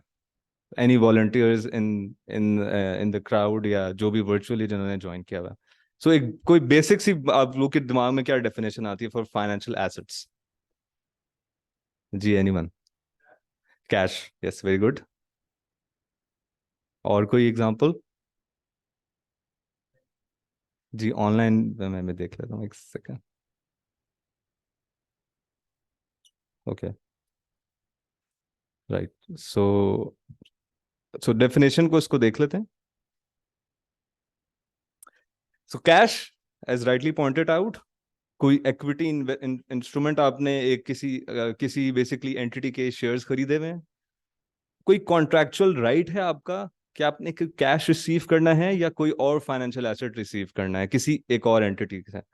सिमिलरली कोई ऐसी ट्रांजैक्शन है जिसमें एक्सचेंज ऑफ फाइनेंशियल एसेट और फाइनेंशियल लायबिलिटीज है जो कि एंटिटी के लिए फेवरेबल है. और सिमिलरली कोई ऐसा कॉन्ट्रैक्ट जो कि एंटिटी अपने इंस्ट्रूमेंट इशू करके जो है उसको सेटल करेगा, मगर उसका नंबर अभी फिक्स नहीं है, वेरिएबल है. तो ये एक ब्रीफ उसकी एक डेफिनेशन के पॉइंट्स में आ जाता है. अब बात करते हैं कि फाइनेंशियल एसेट्स डिटेल में इसकी क्या क्या कैटेगराइजेशंस हैं और उसमें क्या क्या आता है. So first of all 4 types बताई हुई है स्टैंडर्ड ने. इसको ब्रीफली अगर हम फाइनेंशियल एसेट को डिवाइड करें, number 1 is amortised cost, the other one is fair value through other comprehensive income, debt, उसको मैं FVTOCI डेट बोलूंगा during this presentation. The third one is FVTOCI equity investments, and the other one is fair value through profit and loss, और FVTPL भी इसको कहा जाता है. So सबसे पहले बात करते हैं amortized cost की.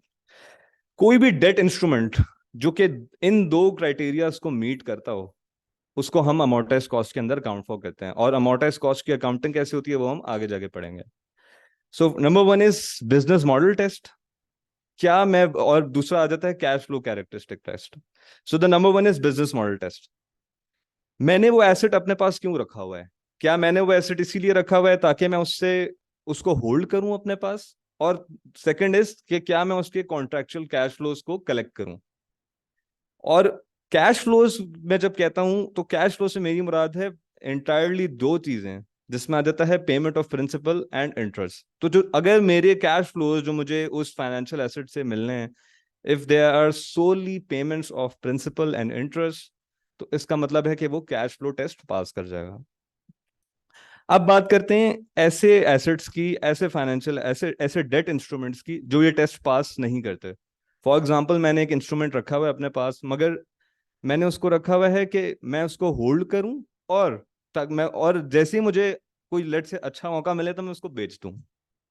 और उसकी एग्जांपल्स में हम ले सकते हैं कि कोई भी आपने फॉर एग्जांपल आपने एक डेट इंस्ट्रूमेंट कोई किसी भी लिस्टेड आपने कोई बॉन्ड उठाया हुआ फॉर एग्जांपल, और आपकी इंटेंशन है कि आपने उसके जो भी उससे रिलेटेड इंटरेस्ट आता है वो आप रिसीव करेंगे, बट आपको अगर उसकी फेयर वैल्यू आपको लगा कि उसकी प्राइस मुझे अच्छी मिल जाएगी आज, तो आप उसको बेच भी देंगे।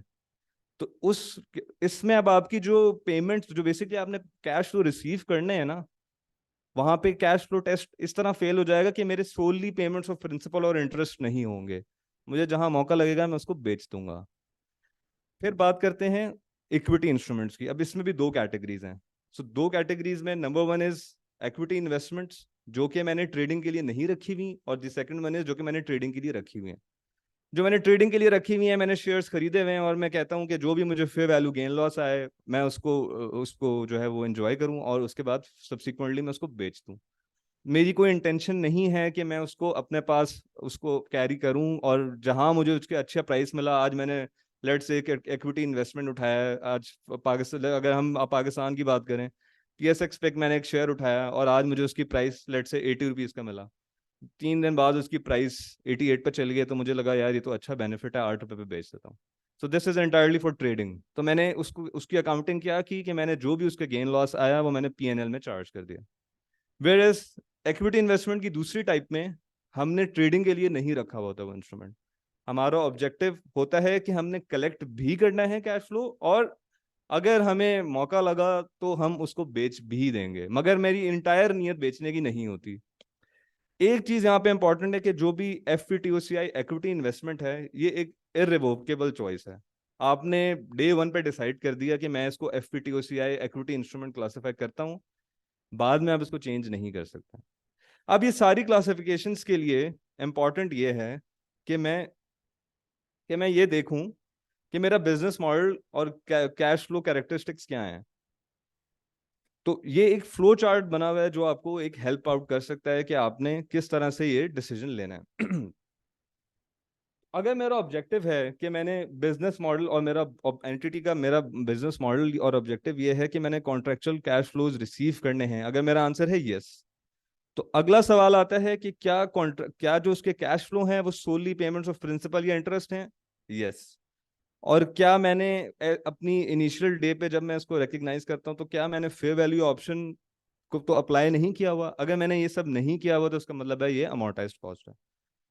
अब चलते हैं डिसीजन पॉइंट नंबर 1 की तरफ, जो मेरा पहला क्वेश्चन है कि is objective of the entity's business model to hold the financial assets to collect contractual cash flows. अगर इसका जवाब है नो, तो क्या मैंने ये इसलिए रखा हुआ है कि मैं ये कॉन्ट्रेक्चुअल कैश फ्लोज को रिसीव करूं और बेच दूं?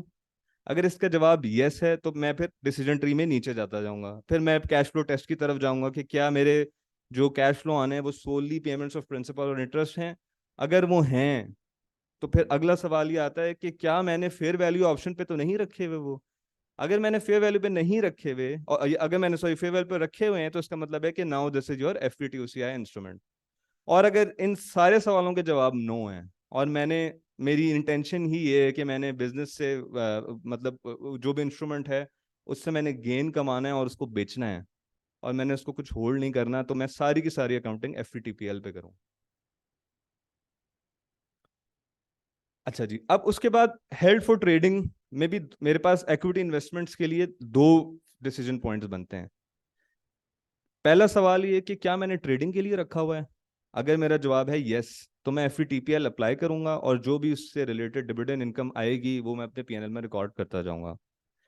अगर मैंने अगर मैंने वो इंस्ट्रूमेंट इसलिए खरीदा है कि मैं उसको बेचूंगा नहीं, और मैंने इनिशियल रिकग्निशन पे ओसीआई ऑप्शन को सेलेक्ट कर लिया है, तो ये मेरा FPT OCI instrument without any recycling बन जाएगा। अब ये रीसाइकलिंग क्या है, इस पे हम आगे बात करेंगे। सो business model assessment is the key here. आपकी बिजनेस मॉडल की उसकी डिटर्मिनेशन के ऊपर मेरे सारा डिसीजन बेस करता है कि मैंने इंस्ट्रूमेंट की क्लासिफिकेशन एज अमोर्टाइज कॉस्ट करनी है, एज एफपीटीपीएल करनी है, या एज एफपीटी ओसीआई करनी है। अब इसमें इंपॉर्टेंट चीज ये है कि बिजनेस मॉडल की असेसमेंट के टाइम पे मुझे ये देखना है कि मैंने, एक तो ये कि आपने केस टू केस बेसिस पे उस तरह से नहीं देखना है, थोड़े हायर लेवल ऑफ एग्रीगेशन पे जाना है कि मैं, अगर मेरी नियत ही है कि मैं स्टॉक एक्सचेंज के शेयर्स खरीदता हूं और मैं हमेशा उनको बेच ही देता हूं, तो मेरा हिस्टोरिक बिजनेस मॉडल अगर यही रहा है, तो मेरे लिए डिसीजन पॉइंट थोड़ा सा इजी है कि मैंने एक एग्रीगेट बेसिस पे डिसाइड किया हुआ है कि मैं जो भी ये शॉर्ट टर्म इन्वेस्टमेंट्स करता हूं, तो मैं उसको अपने जो है वो मेरे लिए इजी है कि मैं उसको एफटीपीएल पे अकाउंट फॉर कर लूं। तो इन शॉर्ट आपने हायर लेवल ऑफ एग्रीगेशन पे देखना है कि मैनेजमेंट की इंटेंशन सिमिलर केसेस में क्या रही है, और फिर उसकी परफॉर्मेंस को कैसे रिपोर्ट किया जाता है, बेसिकली उस तरह की इन्वेस्टमेंट्स को कैसे देखा जाता है। मैनेजमेंट अपनी जब भी परफॉर्मेंस को असेस करती है, तो वो किस पॉइंट ऑफ व्यू से उसकी परफॉर्मेंस देखती है। फॉर एग्जाम्पल, क्या वो ये देखती है कि यार मेरे फेयर वैल्यू में चेंजेस बड़े अच्छे आ रहे हैं, तो इसका मतलब इंस्ट्रूमेंट बहुत अच्छा है, या वो ये देखती है कि मैंने इसमें से इतना डिविडेंड कमा लिया, या मैंने इसमें से जो है वो इतने मेरे उसके जो कॉन्ट्रेक्चुअल कैश फ्लोज हैं वो मुझे बड़े अच्छे मिल रहे हैं। तो ये सारे डिसीजन पॉइंट्स आपने जरूर देखने हैं। और अगर बिजनेस मॉडल वाली चीज क्लियर नहीं है, तो FPTPL is the best possible answer, कि आप जो है वो उसके बाद फिर अगर आप क्लियर नहीं है कि यार हाँ नहीं मैं शायद बेचूंगा, नहीं मैं रखूंगा, तो इसमें बेहतर ऑप्शन ये है कि आप एफपीटीपीएल पे चले जाएं। और अब एफपीटीपीएल में क्या है कि मेरी नियत ही ये है कि मैंने कैश फ्लोज को मैक्सिमाइज करना है ट्रेडिंग के थ्रू, कि यार आज शेयर की प्राइस 80 है, कल 85 हो गई, मैं बेच दूंगा, और जैसी नीचे जाएगी वापस खरीद लूंगा, और फिर कल को ऊपर जाएगी मैं बेच दूंगा। तो अगर मेरी परफॉर्मेंस और मेरी ऑब्जेक्टिव एक इंस्ट्रूमेंट को खरीदते वक्त ये है कि मैंने कैश फ्लो की मैक्सिमाइजेशन करनी है मगर ट्रेडिंग के थ्रू, तो मेरी इंटेंशन बहुत क्लियर है कि मैं इसको ट्रेडिंग के लिए रख रहा हूँ, और ये एफटीपीएल के थ्रू अकाउंट फॉर होना चाहिए। और इसके अंदर जाहिर है मेरा कॉन्ट्रेक्चुअल कैश फ्लो जो टेस्ट है वो फेल हो जाएगा, क्योंकि मैं एसेट को होल्ड भी नहीं कर रहा, और मैं उसमें से जो जो उसके कैश फ्लोज आ रहे हैं वो ना तो पेमेंट्स ऑफ प्रिंसिपल हैं और ना वो इंटरेस्ट है। वो जस्ट आपको, आप एक इंस्ट्रूमेंट खरीदते हैं और बेचते हैं, तो उसके अंदर आपको कोई गेन लॉस जो भी आता है, सारे कैश फ्लो बेसिकली वो उस पर डिपेंड करते हैं। फिर एफवीटीओसीआई का बिजनेस मॉडल, उसमें अगेन नियत आपकी देखनी है कि अगर आपने एसेट को कलेक्ट करा है और आप सेल करते हैं फर्दर, और ये जो कलेक्शन और सेलिंग जो है ना, वो मेरे परफॉर्मेंस का एक इंटेग्रल पार्ट है, कि मैं ये भी देख रहा हूँ एक शेयर्स खरीदते वक्त, फॉर एग्जांपल मैं ये भी देख रहा हूँ कि यार इसका डिविडेंड कितना आएगा, और हाँ इसकी शेयर प्राइस भी मैं इसकी परफॉर्मेंस को भी मेजर करूंगा। अगर मेरी नियत ये है और मैंने इसको एक थोड़े से लंबे अरसे के लिए रखता हूँ इस तरह के इंस्ट्रूमेंट्स को या इस तरह की इन्वेस्टमेंट को, तो इट मीन्स कि मेरा बिजनेस मॉडल एफपीटीओसीआई वाला है, कि मैं उसके कैश फ्लोज को कलेक्ट भी करता हूँ, और इन द फ्यूचर मैं उसको बेच भी सकता हूँ, मगर शायद बहुत शॉर्ट टर्म मेरा व्यू नहीं है फॉर सेलिंग। तो ये बिजनेस मॉडल की कुछ जो है वो कैरेक्टरिस्टिक। अच्छा, फिर होल्ड टू कलेक्ट के अंदर आपने कुछ और फैक्टर्स को भी देखना है। आपने ये भी देखना है कि इंस्ट्रूमेंट जब आप बेच रहे हैं तो वो आप बेचते क्यों हैं। फॉर एग्जाम्पल, मैंने अगर एक इंस्ट्रूमेंट खरीदा हुआ है और वो एक लेट से मैंने एक शेयर्स खरीदे हुए हैं, अगर तो मैं उसको बहुत फ्रीक्वेंटली सेल ऑफ करता हूं और बहुत फ्रीक्वेंटली खरीदता हूं, तो इट मींस कि मेरा सेल ऑफ का जो डिसीजन है वो इंटायरली फेयर वैल्यू के ऊपर बेस करता है। तो जब भी मैनेजमेंट ये असेसमेंट करेगी कि क्या मैं होल्ड टू कलेक्ट पे जा रहा हूं या मैं एफवीटीपीएल वाले मॉडल पे जा रहा हूं, तो इंपॉर्टेंट जो डिसीजन पॉइंट होगा वो ये होगा कि इन द पास्ट मैंने उस तरह की चीजों को कैसे रखा है, और इन द पास्ट मैंने जब भी ऐसे इंस्ट्रूमेंट को सेल ऑफ किया तो मेरे रीजंस क्या थे। क्या मेरा रीजन ये था कि सेल ऑफ कर देता हूं, अभी मार्केट में शेयर प्राइस बहुत अच्छी चल रही है, कल को नीचे जाएगी तो दोबारा खरीद लूंगा, और फिर कल को दोबारा ऊपर जाएगी परसों तो दोबारा उसको बेच दूंगा। क्या पास्ट ट्रेंड मेरा ये इंडिकेट करता है कि मैं इसलिए ये सारी चीजें खरीदता हूं, या मेरा पास्ट ट्रेंड ये इंडिकेट करता है कि मैंने इस तरह की चीजें जब भी इन द पास्ट खरीदी हैं या उनको बेचा है तो उनके पीछे कुछ और रीजंस है। फॉर एग्जांपल, अब आपको लग रहा है कि इस कंपनी से आपको जो डिविडेंड आने हैं वो आपको लगता है इन द फ्यूचर शायद बहुत अच्छे नहीं आने हैं, या कोई भी और रीजन हो सकता है। तो इन शॉर्ट जो डिसीजन पॉइंट है वो अगर आपका शॉर्ट टर्म उस पे बेस्ड है तो इट इज मोस्ट लाइकली कि वो एफवीटीपीएल की तरफ जाएगा, और अगर आपका व्यू पॉइंट इक्विटी इन्वेस्टमेंट्स को लेके थोड़ा सा ब्रॉडर है और थोड़ा सा लंबा होराइजन है तो इन मोस्ट केसेस वो एफवीटीओसीआई की तरफ जाएगा। अच्छा जी, फिर आ जाती है सब्सिक्वेंट अकाउंटिंग। अब आपने ये तो डिटरमिन कर लिया कि अमोर्टाइज कॉस्ट है या फेयर वैल्यू थ्रू या एफवीटीओसीआई है या एफवीटीपीएल है। अमोर्टाइज कॉस्ट के अंदर आपने अकाउंटिंग कैसे करनी है, एक ईआईआरआर का मेथड होता है। बेसिकली आप अपने पूरे कैश फ्लोज को लेते हैं और उसको उसकी लाइफ के ऊपर एक आईआरआर कैलकुलेट करते हैं। हम उस कैलकुलेशन में भी नहीं जाएंगे कि वो आईआरआर कैसे निकालता है, वो एक डिफरेंट डिबेट है। तो इन शॉर्ट आपने over the life of the instrument amortised cost के ऊपर लेके चलना है और इफेक्टिव इंटरेस्ट रेट मेथड को अप्लाई करना है। और कोई भी अगर ट्रांजैक्शन कॉस्ट का इम्पैक्ट है तो उसको भी जरूर देखना है, वो भी ओवर द लाइफ अमोर्टाइज होता है इन मोस्ट केसेस। फिर आ जाते हैं एफपीटीओसीआई डेट इंस्ट्रूमेंट की तरफ। तो अगेन डेट है तो डेट के अंदर कोई इंटरेस्ट इनकम आपको रिसीव हो रही होगी, तो इंटरेस्ट इनकम के जो भी आपको उस इंस्ट्रूमेंट से इंटरेस्ट इनकम आती है उसको अपने पीएनएल के अंदर रिकॉर्ड कर लें, और जो भी इम्पेयरमेंट के गेन्स लॉसेज हैं वो भी सारे पीएनएल के अंदर चले जाते हैं। लेकिन इस इंस्ट्रूमेंट के अंदर जो भी फेयर वैल्यू की चेंजेस आएंगी आपको वो अपने पीएनएल में रिकॉर्ड नहीं करने, वो अपने ओसीआई के अंदर लेके जाना है। इससे होता क्या है, और जब जैसे ही अब आप वो इंस्ट्रूमेंट बेचेंगे तो डी रिकग्निशन के ऊपर आप वो जितना आपके पास ओसीआई रिजर्व पड़ा है आप उसको अपने पास रिक्लासिफाई कर देंगे टू प्रॉफिट एंड लॉस। अब स्टैंडर्ड की नियत इसमें क्या है कि वो आपको चाहता है कि आप तब पीएनएल में गेन लेके जाएं जब आपको एक्चुअली वो गेन रियलाइज हो जाए। तो इससे बेसिकली होता ये है कि आप कभी भी अपने पीएनएल को ओवरस्टेट नहीं करते फॉर उन चीजों के लिए जो अभी अनरियलाइज्ड हैं या जिनका आपको अभी फायदा इमीडिएट रियलाइज नहीं होना। फिर आ जाती है एक और इन्वेस्टमेंट टाइप, उसमें है वो है इक्विटी इन्वेस्टमेंट्स वाली। क्या अब आप उसके अंदर भी सिमिलरली जैसे आपके डेट इंस्ट्रूमेंट्स के लिए आपको इंटरेस्ट इनकम आती है, आपने कोई भी इक्विटी इन्वेस्टमेंट खरीदी है तो उससे आपको डिविडेंड इनकम रिसीव होगी, और उससे आने वाली डिविडेंड इनकम आप अपने पीएनएल में रिकॉर्ड करेंगे, और अगेन आप जो भी गेन लॉसेस आएंगे वो सारे ओसीआई में लेके जाएंगे। मगर कैटेगरी नंबर 2 और कैटेगरी नंबर 3 में सिर्फ एक फर्क है जो कि बहुत वाजे है। फर्क ये है कि जब आप इंस्ट्रूमेंट नंबर जब टाइप नंबर 2 को बेचेंगे तो अपने जितना ओसीआई में गेन लॉस पड़ा होगा सबको रिक्लास करेंगे, वेयर एज तीसरे वाले में आपने रिक्लासिफिकेशन नहीं करनी, उसको डायरेक्टली इक्विटी के अंदर ही एडजस्ट करना है। चौथा जो है उसमें बड़ी सिंपल अकाउंटिंग है, जो भी फेयर वैल्यू के चेंजेस आए आप उसको पीएनएल के अंदर रिकॉर्ड करते जाएं। अच्छा जी, फिर आ जाती है रिक्लासिफिकेशन। कि हो सकता है कि आज मैनेजमेंट ने ये सोचा कि अभी जब इनिशियल रिकग्निशन के ऊपर उनका बिजनेस मॉडल और उनकी इंटेंशन यही थी कि हम इसको होल्ड या कलेक्ट करेंगे, बट लेटर ऑन आपका बिजनेस मॉडल चेंज भी हो सकता है कुछ हालात ऐसे आए और हो सकता है मैनेजमेंट की स्ट्रैटेजी ओवरऑल कुछ चेंज हो जाए कि हमने अब इस इंस्ट्रूमेंट की जो इंटेंशन है इससे बेसिकली इस इंस्ट्रूमेंट से हमने जो फायदा उठाना है हो सकता है वो चेंज हो जाए। अगर वो चेंज होती है तो वो हम ये पढ़ेंगे कि किन किन केसेस में आप वो चेंज कर सकते हैं और उस वक्त आपने उसकी क्या क्या अकाउंटिंग करनी है। लेकिन इसमें अगेन सबसे इंपॉर्टेंट बात यह है कि आपने पहले बहुत अच्छी तरह एनालाइज करना है कि क्या मेरी नीयत एक्चुअली चेंज हुई भी है और क्या वो कंसिस्टेंट है। और ऐसा तो नहीं हो रहा कि मैं आज रीक्लास चेंज करता हूँ एक टाइप ऑफ इंस्ट्रूमेंट्स की, अगले साल फिर चेंज कर देता हूँ कि मुझे अपना पीएनएल में थोड़ा फेवरेबल रिजल्ट्स लेट से दिखाने हैं, और उसके नेक्स्ट थर्ड ईयर जाके मैं फिर डिसाइड करता हूँ नहीं मेरा बिजनेस मॉडल चेंज हो गया। तो ये इस तरह की चेंजेस आप जो है वो बिजनेस मॉडल की चेंज काउंट नहीं होती, ये सिर्फ आपकी जो है वो ख्वाहिशात हैं। तो इस तरह की चीजें आपने देखनी है कि आपने बेसिकली सिर्फ वो चीजें अकाउंट फॉर करनी है जो कि एक्चुअल ही रिक्लास हैं, जो कि एक्चुअल बिजनेस मॉडल चेंज हुआ है और उसकी एविडेंस आपको होनी चाहिए, और बिजनेस मॉडल आपका हर रोज चेंज नहीं होता।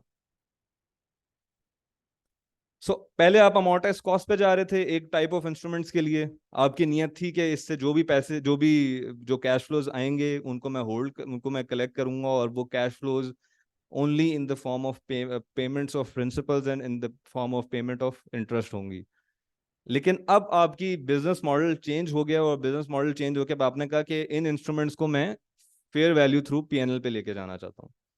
तो अब आप क्या करेंगे कि जो भी फेयर वैल्यू उसकी, फॉर एग्जांपल वो आपकी बुक्स में अमोर्टाइज कॉस्ट पे आ रहा था 85 रुपीज का, वेयर उसकी फेयर वैल्यू 105 है, तो आप उसको 105 के ऊपर ले जाएंगे, और जो भी 85 और 105 का 20 का जो डिफरेंस है वो आपके पीएनएल का गेन रिकॉर्ड होगा। तो स्टैंडर्ड कहता है जो भी आपने फिर, और उसके बाद फर्दर उसकी जो अकाउंटिंग होगी वो आपने एफवीटीपीएल के ऊपर करनी है। सिमिलरली हो सकता है अब आप अमाउंटाइज कॉस्ट से हटके एफवीटीओसीआई की तरफ जाएं, तो उसके अंदर भी सिमिलर लॉजिक है, सिर्फ फर्क यह आएगा कि जो भी अब चेंजेस आएंगी वो आपकी ओसीआई के अंदर रिकॉर्ड होंगी, वो आपकी पीएनएल के अंदर रिकॉर्ड नहीं होंगी। इसके दूसरे केस में देख लेते हैं कि एफवीटीपीएल से आप अमोर्टाइज कॉस्ट के ऊपर जा रहे हैं। पहले आप एक इंस्ट्रूमेंट खरीदते थे ट्रेडिंग के लिए, आपने एक डेट इंस्ट्रूमेंट था, किसी भी कंपनी लिस्टेड, उसका लिस्टेड कोई वो था, लेट्स से डिबेंचर था या कोई डेट इंस्ट्रूमेंट था, आप पहले उसको ट्रेडिंग के लिए खरीदते थे, लेकिन अब आपने डिसाइड किया कि यार नहीं, हमें इसकी ट्रेडिंग नहीं करनी, हमें इसके जो कैश फ्लोज आने हैं और हम उसको होल्ड करेंगे और उसको कलेक्ट भी करेंगे, और जो कैश फ्लोज होंगे वो in the future payments of principal and payments of interest होंगे। अगर ये चीज हो जाती है तो जो उस वक्त की फेयर वैल्यू थी वो उसकी नई ग्रॉस कैरिंग अमाउंट बन जाती है, और नेक्स्ट ऑनवर्ड्स वो अमोर्टाइज कॉस्ट के ऊपर कैरी होता है ईआईआरआर के थ्रू, जैसे हमने पहले पढ़ा। अब और दूसरे केस में क्या होता है कि आप एफवीटीपीएल पे चले जाते हैं और एफवीटीपीएल से एफवीटीओसीआई की तरफ चले जाते हैं। तो अब आप ऑल आप जो है वो इस वक्त डेफिनेटली अपनी बुक्स में उसको फेयर वैल्यू पे ही कैरी कर रहे हैं। इट्स जस्ट कि आपने जो उसके फ्यूचर के गेन लॉसेस हैं उसको रिकॉर्ड करने के लिए अब आप वो सारे गेन लॉसेस पीएनएल में नहीं लेके जाएंगे, अब आप उसको सारे गेन लॉसेस ओसीआई में लेके जाएंगे इन द फ्यूचर। तीसरा केस है एफवीटीओसीआई डेट। एफवीटीओसीआई डेट से आप अमोर्टाइज कॉस्ट में जा रहे हैं, तो आप ऑब्वियसली उसको कैरी ही फेयर वैल्यू पे कह रहे होंगे, तो उसकी फेयर वैल्यू जो है वो नई उसकी वो बन जाएगी कैरिंग अमाउंट। लेकिन इसमें एक और एंगल ये है कि जब आप एफवीटीओसीआई पे एक इंस्ट्रूमेंट को रख रहे हैं तो उससे आपको इन द पास्ट कोई ना कोई ओसीआई का रिजर्व कोई ना कोई खड़ा हो रहा होगा। अब वो रिजर्व आपकी बुक्स में नहीं होना चाहिए, क्योंकि अब आपने उसकी टाइप ही चेंज कर दी है, तो there shouldn't be any more FUTOC OCI reserve amount. उस केस में आप क्या करेंगे कि आप अपनी जो नई वैल्यू है उसके अंदर उस ओसीआई की गेन को एडजस्ट कर देंगे, और पीएनएल में कुछ नहीं लेके जाना, क्योंकि अब ये पीएनएल की रीक्लास नहीं है। बेसिकली दिस इज जस्ट कि आपने जब भी आपने एफयूटीओसीआई डेट इंस्ट्रूमेंट के अंदर जब भी रीक्लास कर रहे हैं वो हमेशा डी रिकग्निशन या डिस्पोजल पे करना है। अभी आपका डिस्पोजल नहीं हुआ, आपका सिर्फ बिजनेस मॉडल चेंज हुआ है, तो इससे एक मैनिपुलेशन हो सकती है कि हम क्या नहीं एफवीटीओसीआई से अब हम अमोर्टाइज कॉस्ट पे जा रहे हैं, जो जितना ओसीआई का गेन लॉस था उसको पीएनएल में ले जाते हैं। तो स्टैंडर्ड ये रोकता है, इसलिए वो पीएनएल में कुछ नहीं लेके जाना देता आपको, क्योंकि ये एक्चुअली आपने इंस्ट्रूमेंट डिस्पोज ऑफ नहीं किया, जस्ट आपका बिजनेस मॉडल चेंज हुआ। और सिमिलरली आप एफवीटीओसीआई डेट इंस्ट्रूमेंट एफवीटीओसीआई से एफवीटीपीएल पे जाते हैं, तो अगेन ऑलरेडी वो फेयर वैल्यू पे आ रहा होगा, आपने गेन लॉस जो भी उसके फ्यूचर के हैं वो सारे पीएनएल के अंदर लेके जाना है। अच्छा जी, एक चीज इसमें इंपॉर्टेंट है वो ये है कि इक्विटी इंस्ट्रूमेंट्स के अंदर आपने इस तरह की कोई रिक्लास नहीं करनी। जब आपने इनिशियल रिकग्निशन पे डिसाइड कर लिया है कि मेरा एफवीटीओसीआई इक्विटी इंस्ट्रूमेंट है, तो वो इनिशियल जो आपकी चॉइस है वो इररिवोकेबल है, हमने पहले भी इस पर पढ़ा। तो उसके अंदर कोई रीक्लास आप इस तरह से नहीं कर सकते, क्योंकि आपका वहां पे खरीदते वक्त बड़ा क्लियर मॉडल होता है कि मैंने इसको होल्ड करना है, तो और होल्ड एंड सेल करना है। तो आप उस ये नहीं कि आप कल को उसको उठा के एफटीपीएल बना दें और सारा गेन लॉस पीएनएल के अंदर ले जाएं।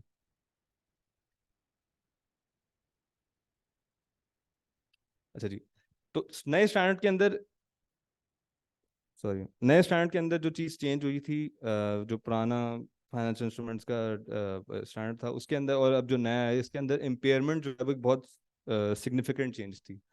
सो पहले जो मॉडल था वो था कि इनकर्ड लॉसेस पे सारी बेस थी आपकी प्रोविजनिंग और जो भी आपकी इम्पेयरमेंट निकलती थी। नए स्टैंडर्ड के IFRS 9 के अंदर ECL का मॉडल आया था, और ECL बेसिकली आपकी एक्सपेक्टेड लॉसेस को अकाउंट फॉर करता है।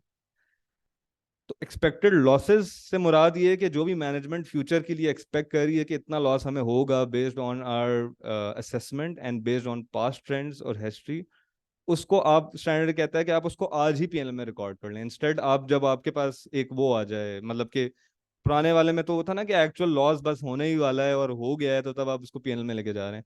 अभी फॉर ऑल IFRS 9 इंस्ट्रूमेंट जिन पे लगता है, आपने कुछ ना कुछ ECL का कंपोनेंट रखना होता है अपने पास, बेस्ड ऑन, मतलब कुछ केसेस में वो रिवर्टेबल भी होता है कि वो जीरो भी हो जाता है, but in most cases I think आपको कुछ ना कुछ अमाउंट आपकी ECL में जरूर आ रही होगी। तो ECL के अंदर जो ECL अप्लाई करना है, आपने एक्सपेक्टेड क्रेडिट लॉसेस का मॉडल वो आपने अमोर्टाइज कॉस्ट वाले इंस्ट्रूमेंट्स के लिए अप्लाई करना है, जो भी आपके FPTOC या डेट इंस्ट्रूमेंट्स हैं उनके लिए करना है, कोई लोन की कमिटमेंट्स हैं जिसमें आपकी कोई ऑब्लिगेशन है टू एक्सटेंड क्रेडिट, उस पर अप्लाई होगा, और कोई गारंटी कॉन्ट्रैक्ट्स हैं, कोई IFRS 16 की लीज रिसीवेबल्स हैं, और कोई IFRS 15 के कॉन्ट्रैक्ट एसेट्स हैं, उनके ऊपर ये सारी एप्लीकेशन होती है। अच्छा, सो स्टैंडर्ड ने स्टेज 1, स्टेज 2 और स्टेज 3 का एक कॉन्सेप्ट निकाला है इसके अंदर। सो स्टेज 1 के ऊपर आपने 12 मंथ के एक्सपेक्टेड क्रेडिट लॉसेस को रिकग्नाइज करना है। सिमिलरली स्टेज 2 के अंदर आपने, और अब अगेन अगर आपकी क्रेडिट रिस्क में बहुत ज्यादा इंक्रीज हो जाता है तो फिर अब वो स्टैंड कहता है कि आपको लाइफ टाइम अपने क्रेडिट एक्सपेक्टेड क्रेडिट लॉसेस को रिकग्नाइज करना। तो व्हाट डिफरेंस इसमें क्या है स्टेज 1 स्टेज 2 में? क्या आपने जो इम्पेयरमेंट रिकॉर्ड करनी है इन द फर्स्ट स्टेज सिर्फ 12 मंथ्स के लॉसेस के ऊपर करनी है, कि मतलब मैंने जो नेक्स्ट 12 मंथ्स के कैश फ्लो है सिर्फ उनके हवाले से देखने कि यार उनमें मेरा क्या रिस्क है, जो इम्पेयरमेंट बनती है वो रिकॉर्ड कर लें। स्टेज 2 के अंदर आपने ओवर द लाइफ, लेट से अभी आपकी जो आपका इंस्ट्रूमेंट है उसकी लाइफ अभी रिमेनिंग लाइफ 5 ईयर्स रहती है, तो आपने 5 ईयर्स के पूरे के ऊपर जो है वो इम्पेयरमेंट ECL रिकॉर्ड करनी है। और स्टेज 3 क्या है कि मुझे ऑब्जेक्टिव एविडेंस मिल गया है कि अब मुझे ये पैसे मिलने ही नहीं है, तो मैं क्या करूंगा कि मैं life time expected credit loss को तो रिकॉर्ड करूंगा ही करूंगा, साथ में अपनी बुक्स में अब वो अमाउंट मेरी नेट कैरिंग पे आएगी, ग्रॉस कैरिंग पे नहीं आएगी। मतलब क्या हुआ, अगर मेरे इंस्ट्रूमेंट की वैल्यू थी 100 और अब मैंने उसके कुछ समझ लें हिस्टोरिकली 2 रुपए 3 रुपए ECL रिकॉर्ड करते हैं, इन शॉर्ट मेरा मैंने जो एक्यूमुलेटेड रिकॉर्ड किया वो 10 रुपीज है, तो मेरी बुक्स में ऐसा आ रहा होगा कि 100 ग्रॉस पे और 10 एक अलग से।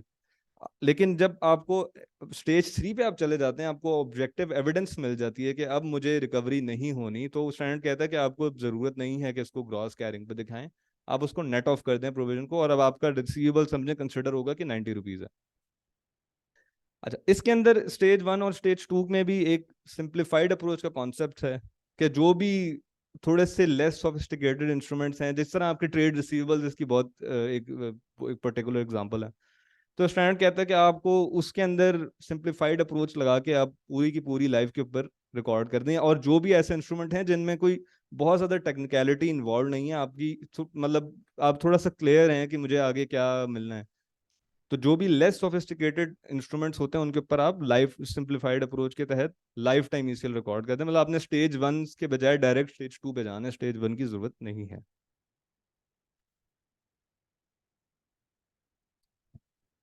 राइट, यही उसकी एक पिक्चोरियल फॉर्म के में एक प्रेजेंटेशन है कि मैंने किस तरह से उसको रिकॉर्ड करना है। स्टेज 1, अब स्टेज 1 का जो लोन है मैं उसको कहूँगा कि वो परफॉर्मिंग लोन है, मतलब कि अभी कोई उसमें कोई इतना कोई मसला नहीं आया, मैं अपने पास सिर्फ उसको उसके 12 मंथ के एक्सपेक्टेड क्रेडिट लॉसेस को रिकॉर्ड कर रहा हूँ, और मेरी बुक्स में मैं EIRR पे इफेक्टिव इंटरेस्ट रेट के ऊपर ही उसकी इंटरेस्ट की रिकॉर्डिंग करता जाऊंगा। स्टेज 2 के अंदर वो उसको कहलाता है अंडर परफॉर्मिंग, कि अब उसका क्रेडिट रेट सिग्निफिकेंटली इंक्रीज हो गया इनिशियल रिकग्निशन से, सो नाउ मैं उसको उसके लाइफ टाइम के एक्सपेक्टेड क्रेडिट लॉसेस को रिकॉर्ड कर लूंगा, और अगेन इंटरेस्ट मेरा फिर भी, क्योंकि मेरी ग्रॉस अमाउंट नहीं चेंज होती, तो मेरा इंटरेस्ट वो एज इट इज चलता जाएगा। तीसरी स्टेज है नॉन परफॉर्मिंग, अभी मेरा एसेट इम्पेयर हो गया, क्रेडिट इम्पेयर्ड, अब मुझे कोई ज्यादा उम्मीदें नहीं है कि इसमें से मुझे 100% रिकवरी होनी है। इस केसेस में आप life time expected credit losses को रिकॉर्ड करेंगे, लेकिन अब आपकी जो फ्यूचर अकाउंटिंग होगी वो नेट कैरिंग पे होगी, क्रॉस कैरिंग पे नहीं होगी। तो क्रेडिट डिटेरिएशन, अगर अब मैं सोचता हूँ, चलें पहले आप लोगों से भी एक पूछ लेते हैं, इसको थोड़ा सा इंटरैक्टिव बनाने की कोशिश करते हैं। क्रेडिट, आपके ख्याल में क्रेडिट डिटेरिएशन अगर मैंने डिटरमिन करनी है कि वो किस स्टेज में मैं उसको फॉल करूँ, स्टेज 1 स्टेज 2 या स्टेज 3, तो व्हाट डू यू थिंक कि क्या क्या इंडिकेटर्स हो सकते हैं मुझे, जिनके पैरामीटर्स के अंदर मुझे अपनी असेसमेंट करनी चाहिए क्रेडिट रिस्क के लिए?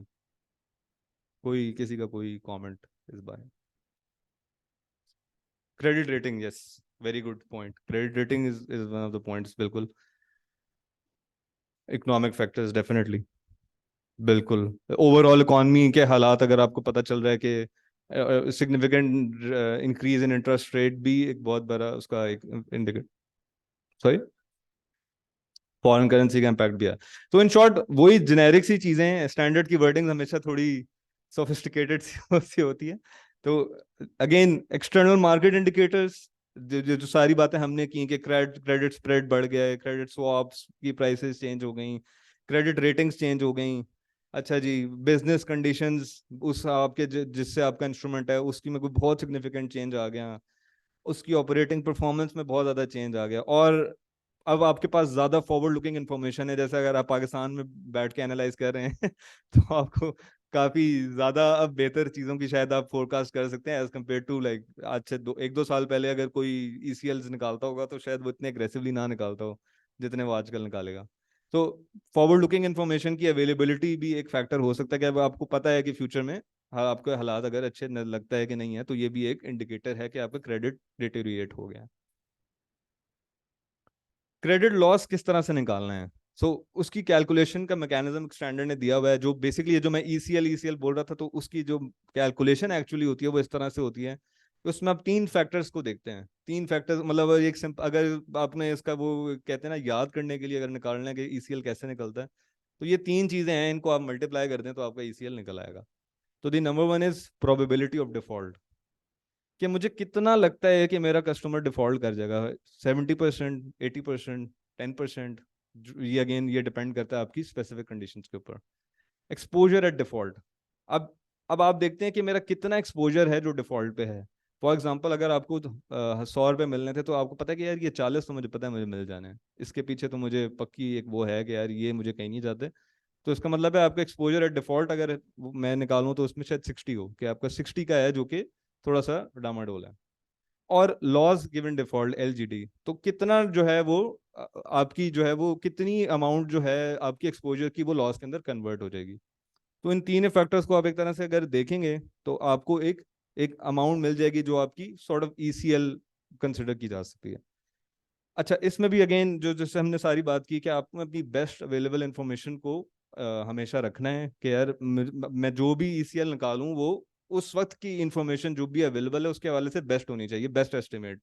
और उसमें कोई बायसनेस नहीं होनी चाहिए, और उसमें ये भी होना चाहिए कि आप एक रेंजेस के अंदर निकालें कि यार मुझे लगता है कि अगर फॉर एग्जांपल जैसे सेंसिटिविटीज रन होती हैं कि 10% चांस इसका ये है, लेकिन अगर मैं 10% को हिला के 15 पे ले जाता हूँ तो मेरी अमाउंट यहाँ से यहाँ चली जाती है।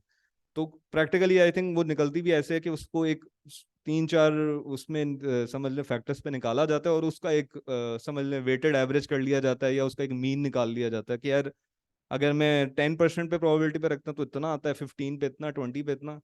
और सिमिलरली ये तीनों फैक्टर्स को अगर मैं लेट से वो कर लूँ, एवरेज आउट कर लूँ, और उसको एक एक एक वेटेड एवरेज टाइप की एक चीज निकाल लूँ, तो ये एक सॉर्ट ऑफ आपने अब सारी बेसिस कवर कर ली अपनी।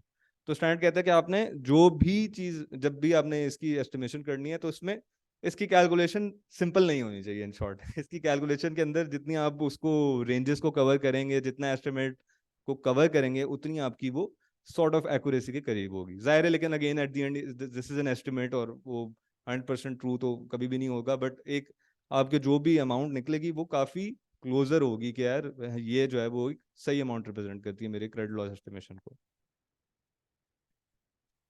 सिमिलरली फाइनेंशियल लाइबिलिटीज हैं इस पर बहुत ज़्यादा टाइम नहीं लगाएंगे।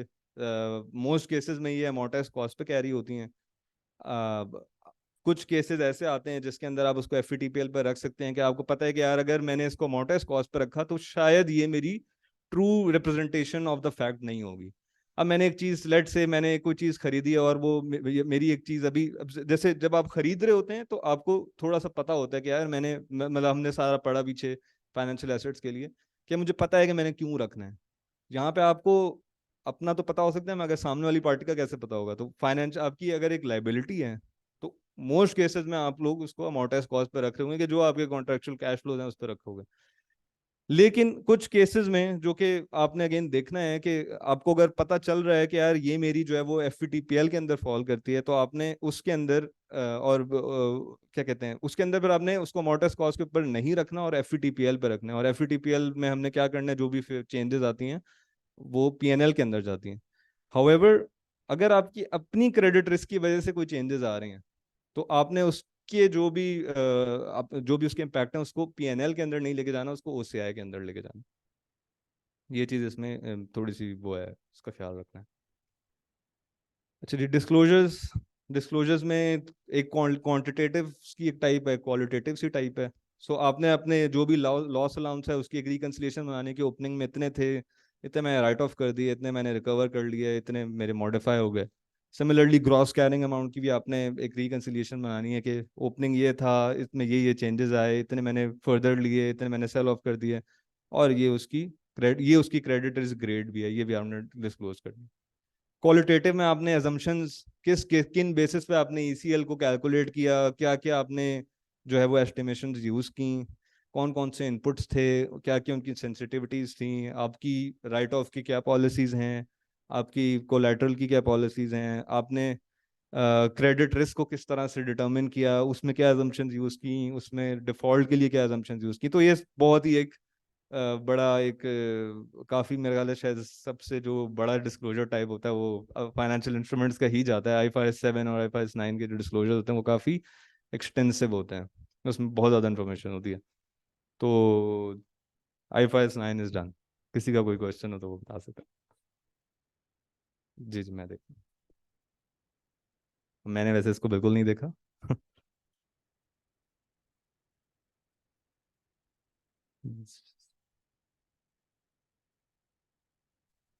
अच्छा जी, बहुत आपने बहुत ही ऊपर का क्वेश्चन है। अच्छा जी, if it's micro, so the question is कि if it's a microfinance business then how to calculate for each? Usually it's not calculated for, अच्छा इसके अंदर जाहिर है आप each, सॉरी, जी जी बिल्कुल अभी दिया है, जी बिल्कुल। अच्छा एक इस पे अगर मैं इसका जेनेरिक कमेंट आपको दूं तो जाहिर है अगर माइक्रो फाइनेंस बिजनेस की बात नहीं भी करते, अगर हम एक नॉर्मल बिजनेस की बात करते हैं और आप जिसमें बहुत सारी इस तरह की इंस्ट्रूमेंट्स हैं, तो उसके अंदर आप क्लब कर सकते हैं, उसको कैटेगराइज कर सकते हैं कि इस टाइप के ये हैं, इस टाइप के, फॉर एग्जांपल के मैंने इतनी पीएसएक्स के अंदर मेरे इतने शेयर्स थे तो 100 इंडेक्स के इतने, 500 के इतने, या जो भी क्लासिफिकेशन उस हिसाब से बनती हुई, तो आप उसको क्लब कर सकते हैं कि मेरे ये लोन्स हैं, ये लेट से 100,000 से नीचे वाले हैं, 10 लाख से नीचे वाले हैं, 20 लाख से नीचे वाले हैं, तो आप उनको क्लब कर सकते हैं। एक एक के लिए जाहिर है कैलकुलेट करना एक थोड़ा सा मुश्किल होगा। स्पेसिफिक कमेंट ये है कि माइक्रो फाइनेंस के लिए आईएफआरएस 9 की जो है वो एक इम्प्लीमेंटेशन गाइड पूरी है, तो माइक्रो फाइनेंस के लिए स्पेशली वो ज़्यादा बेहतर गाइड होगी, आप उसको कंसल्ट कर लें। जेनेरिक सेंस में आपको यस क्लबिंग कर सकते हैं आप, बेस्ड ऑन देयर कैरेक्टरिस्टिक्स के आप उनको ग्रुप कर दें और उसके हिसाब से हर एक टाइप के लिए कैलकुलेट कर लें। जी जी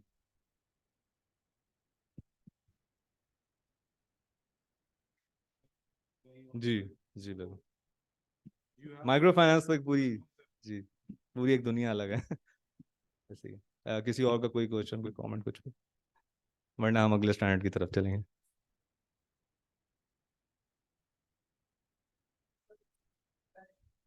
हम्म, और द वर्ल्ड, ठीक है, और the world same business carry करी है, राइट। तो उसमें पीडी हम हर इकोनॉमी के लिए कंट्री वाइज करेंगे या ओवरऑल करेंगे? डिपेंड करता है आपके सर्कमस्टांसेस के ऊपर, but I think country wise करते तो ज़्यादा बेहतर इसीलिए होगा क्योंकि हर कंट्री का अपना एक रिस्क भी होता है साथ। जैसे पाकिस्तान में अगर कोई इंस्ट्रूमेंट है वो ज़्यादा रिस्की होगा, लेस एज कम्पेयर टू आपने यूएस में कोई इंस्ट्रूमेंट रखा हुआ है वो ज़्यादा लेस रिस्की होगा। चलें जी, मेरे ख्याल से नेक्स्ट स्टैंडर्ड की तरफ चलते हैं क्विकली। अब ब्रेकअप मुझे बता दीजिएगा कि कितने बजे करना चाहते हैं। चलें। So next standard is IS 12 taxes. जब मैं एज अ स्टूडेंट सब पढ़ता था तो मुझे बहुत इसने तंग किया था वैसे, और अल्लाह का शुक्र है कि मैं आज इसकी ट्रेनिंग भी दे रहा हूँ। तो खैर एनीवे, सो स्टैंडर्ड IS 12 जो है वो उसमें दो प्राइमरली चीज़ें हैं, करंट टैक्सेस हैं और एक डेफर्ड टैक्सेस हैं। सो हम स्टार्ट करेंगे करंट टैक्सेस से कि करंट टैक्सेस क्या होते हैं, और उसके बाद हम डेफर्ड टैक्सेस की तरफ मूव करेंगे। सो करंट टैक्स क्या है? बेसिकली सारों सबको टैक्सेस से आई एम श्योर कि जितने लोग बैठे होंगे सब लोग अवेयर होंगे कि एक टैक्स एक चीज होती है जो आपको उस वक्त की हुकूमत वक्त को देनी होती है, और वो आप काफ़ी सारे लोग देना नहीं भी चाहते, लेकिन मजबूर काफ़ी केसेस में आपकी मजबूरी भी होती है। तो करंट टैक्स बेसिकली वो है, वो कंपोनेंट जो आप अगर मैं बहुत ही सादा जबान में समझाऊं तो वो कंपोनेंट जो आपने उस वक्त ही पे ऑफ करना है या उसी वक्त ही प्रोवाइड फॉर करना है। सो करंट टैक्स कैसे कैलकुलेट होता है? टैक्स लॉस के हिसाब से कैलकुलेट करना है, और इसका जो starting point in most cases होता है, आप पीबीटी को उठाते हैं अपना और उसमें एडजस्टमेंट्स करते हैं जो भी टैक्स लॉस के हवाले के हिसाब से अलाउड हैं। फॉर एग्जांपल जिस भी लोगों ने टैक्स की वर्किंग्स कभी अपने प्रोफेशनल करियर में देखूंगी तो उनको आइडिया होगा कि पीबीटी के नंबर के अंदर जो भी अकाउंटिंग एडजस्टमेंट्स हैं, लाइक अकाउंटिंग डेप्रिसिएशंस, अमोर्टाइजेशंस, प्रोविजंस, ये सारी ऐड बैक कर दी जाती हैं। और उसके बाद जो जो टैक्स में अलाउड हैं, कुछ चीज़ें हैं जो टैक्स में बिल्कुल ही अलाउड नहीं है, और कुछ चीज़ें जो टैक्स में डिफरेंट तरीके से अलाउड हैं, लाइक डेप्रिसिएशन, अमोर्टाइजेशंस। तो स्टार्टिंग पॉइंट आपका पीबीटी होता है।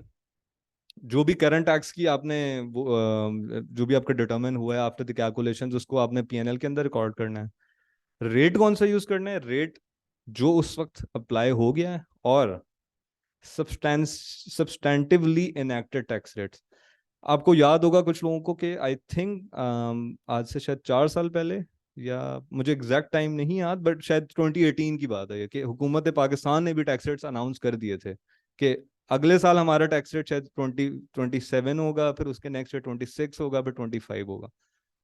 करंट टैक्स में जाहिर है मैं इस साल बैठ के अगर कुछ भी डिटर्मिन कर रहा हूँ तो उस साल का टैक्स रेट मैं यूज करूंगा। अगर कोई चीज है जो कि हम डेफिट टैक्स में आगे पढ़ेंगे, उसमें फिर आपने हर साल के हवा के हिसाब से डिफरेंट टैक्स रेट्स को यूज करना है, वो हम वहां पे पढ़ेंगे। अच्छा जी। और एक्सक्लूजन्स में सेल्स टैक्स जो है वो एक इंटायरली डिफरेंट सब्जेक्ट है, तो सेल्स टैक्स और इनकम टैक्स को बिल्कुल कंफ्यूज नहीं करना, वो एक अलग तरीके से उसकी कैलकुलेशन होती है। Income taxes, current taxes are entirely different. फिर एक और चीज टैक्सेस के अंदर आती है, विद होल्डिंग टैक्स। तो विद होल्डिंग टैक्स क्या होता है कि मैंने अब आज कोई इनकम रिसीव की, मुझे वो टैक्स काट के उन्होंने पेमेंट की, तो जो टैक्स उन्होंने विद होल्ड कर लिया वो बेसिकली मुझे नहीं मिलना। और उसको हम सब्सिक्वेंटली, जब मैं अपनी for example during the entire year मैंने कोई फी फॉर, मैं कोई टेक्निकल सर्विसेज प्रोवाइड करता था, मेरा टैक्स वो लोग काटते गए, और मुझे फॉर एग्जांपल 100 रुपीज़ के लिए अगर मुझे मेरी सर्विसेज थी तो मुझे 85 रुपीज़ रिसीव होते रहे इंटायर ईयर के लिए। जब मैं एयर एंड पे जाता हूँ तो मैं अपनी सारी वर्किंग करता हूँ कि मेरा टैक्स बनता कितना था, और फिर मैं उसको कंपेयर करता हूँ कि मेरा विद होल्ड कितना हो गया। तो जो विद होल्डिंग टैक्स होता है वो इन मोस्ट केसेस आपके लिए एडजस्टेबल होता है, और जितना फिर नेट बनता हो आपने फिर एंड में वो ही देना होता है। वो खैर ये चीज़ें कुछ पाकिस्तान में कुछ जैसे एफटीआर की वो हैं और एमटीआर और इस तरह की चीज़ें भी अलग हैं, वो उसमें हम डिटेल में ज़ाहिर नहीं जाएंगे, बट काफ़ी जगहों पे ऐसे ही होता है कि आपका विदहोल्डिंग टैक्स जो भी आप इनकम पे रिसीव करते हैं वो आगे जाके एडजस्ट होता है। पाकिस्तान में जैसे डिविडेंड या इंटरेस्ट है वो एफटीआर के अंदर आता है, तो वो आपकी नॉर्मल टैक्स लायबिलिटी का खैर पार्ट नहीं बनता। अच्छा जी। फिर करंट टैक्सेस के अंदर दो और चीज़ें आती हैं, अनसर्टेन टैक्स पोजीशंस। अब जो भी लोग फाइनेंशियल्स थोड़े से पढ़ते हैं और उन्होंने डिटेल नोट्स पढ़े हैं, उन्होंने एक बहुत ही लंबा सा एक टैक्स प्रोविजंस का, कंटीजेंसीज का एक डिस्क्लोजर आता है, जिसमें मेरे ख्याल से शायद 70-80% मैंने तो देखा है कि टैक्स केसेस ही आ रहे होते हैं। तो टैक्स केसेस में आपने बेसिकली अब उनके डिस्क्लोजर आपको क्यों देने होते हैं? क्योंकि आपने बेसिकली ये बताना है कि मेरी अनसर्टेनिटी क्या है, कि मैंने इसमें क्या क्या इसके फैक्ट्स हैं, और इसके अंदर मेरी पॉसिबली कितनी लाइबिलिटी बन सकती है। अच्छा, अब ये स्पेसिफिकली IAS 12 में एड्रेस नहीं है, वैसे ये IAS 37 का सब्जेक्ट है, लेकिन सिंस हम टैक्सेस पढ़ रहे हैं तो उसमें हल्का सा ये बताता हूँ कि उसमें हमने बेसिकली एक तो टैक्स अनसर्टन टैक्स पोजीशंस के बारे में बात करनी है, और दूसरा आपने अपनी जो करंट टैक्स की लाइबिलिटी है उसके अंदर डिटरमिन करना है कि मेरी क्या कोई अनसर्टन टैक्स पोजीशंस की वजह से तो लाइबिलिटी नहीं बन रही। फॉर एग्जांपल मेरा एक केस था, अब मुझे पता चल गया कि यार इसमें मुझे पैसे अब देने पड़ेंगे, मेरे एक्सपोजर आ गए हैं, तो अब मैं जो अपने करंट टैक्स है उसके अंदर मैं बल्कि डिस्क्लोजर्स के अंदर यूजुअली एक अमाउंट भी जाती है करंट टैक्स फॉर करंट या फॉर प्रायर पीरियड्स, या इस तरह की कोई चीज़ भी आप अपने डिस्क्लोजर्स में देखते होंगे। तो अनसर्टेन टैक्स पोजीशंस के अंदर भी आपको आपने उसको भी जब अपनी करंट टैक्स की वर्किंग बनाए तो उसके अंदर जरूर देखें। अच्छा, फिर आ जाते हैं इंटरेस्ट एंड पेनल्टीज। कोई टैक्स था जो आपने पे नहीं किया टाइम पे, या कोई केस था आप हार गए और आपको उसके डैमेजेस भी देने पड़ रहे हैं। अब IAS 12 इस पर थोड़ा सा साइलेंट है, वो नहीं बताता कि आप उसको कैसे अकाउंट फॉर करें। तो कंपनी की अपनी, ऑर्गेनाइजेशन की अपनी पॉलिसी है, पॉलिसी चॉइस है कि वो उसको, अब देखिए डिफॉल्ट सरचार्ज अगर आपको लग रहा है टेक्निकली वो क्या है कि मैंने एक चीज पे नहीं की और मैंने लेट से एक चीज आज से 3 साल पहले पे करनी थी, अब उस पर सरचार्ज लगे जा रहे हैं। तो इन शॉर्ट ये टाइम वैल्यू ऑफ मनी इसमें इन्वॉल्व हो जाती है, क्योंकि मैंने अगर मैं पीछे पे कर देता तो मुझे आज ना पे करना पड़ता। तो जो जितना एक्स्ट्रा अमाउंट मेरे पड़ रहा है वो entirely time value of money को कंट्रीब्यूट करता है। तो आप एक पॉलिसी इस पे बना सकते हैं कि या तो आप उसको इंटरेस्ट के अंदर दिखाएं या आप उसको टैक्स के अंदर दिखाएं। ये अब आपकी चॉइस है। उसमें सेम गोज फॉर पेनल्टीज के, पेनल्टीज को भी आप अपने पास अदर एक्सपेंस में दिखाएं या टैक्सेस के अंदर ही दिखा दें अमाउंट। अच्छा, और अगेन कोई अगर लिटिगेशन के अंदर आपको कोई कंसल्टेंट की कॉस्ट आई है तो वो टैक्स नहीं है, वो आपने हुकूमत को नहीं जमा कराया, वो आपने कंसल्टेंट को दिया है, तो वो आपकी लीगल प्रोफेशनल में मोस्ट लाइकली जा रहा होगा।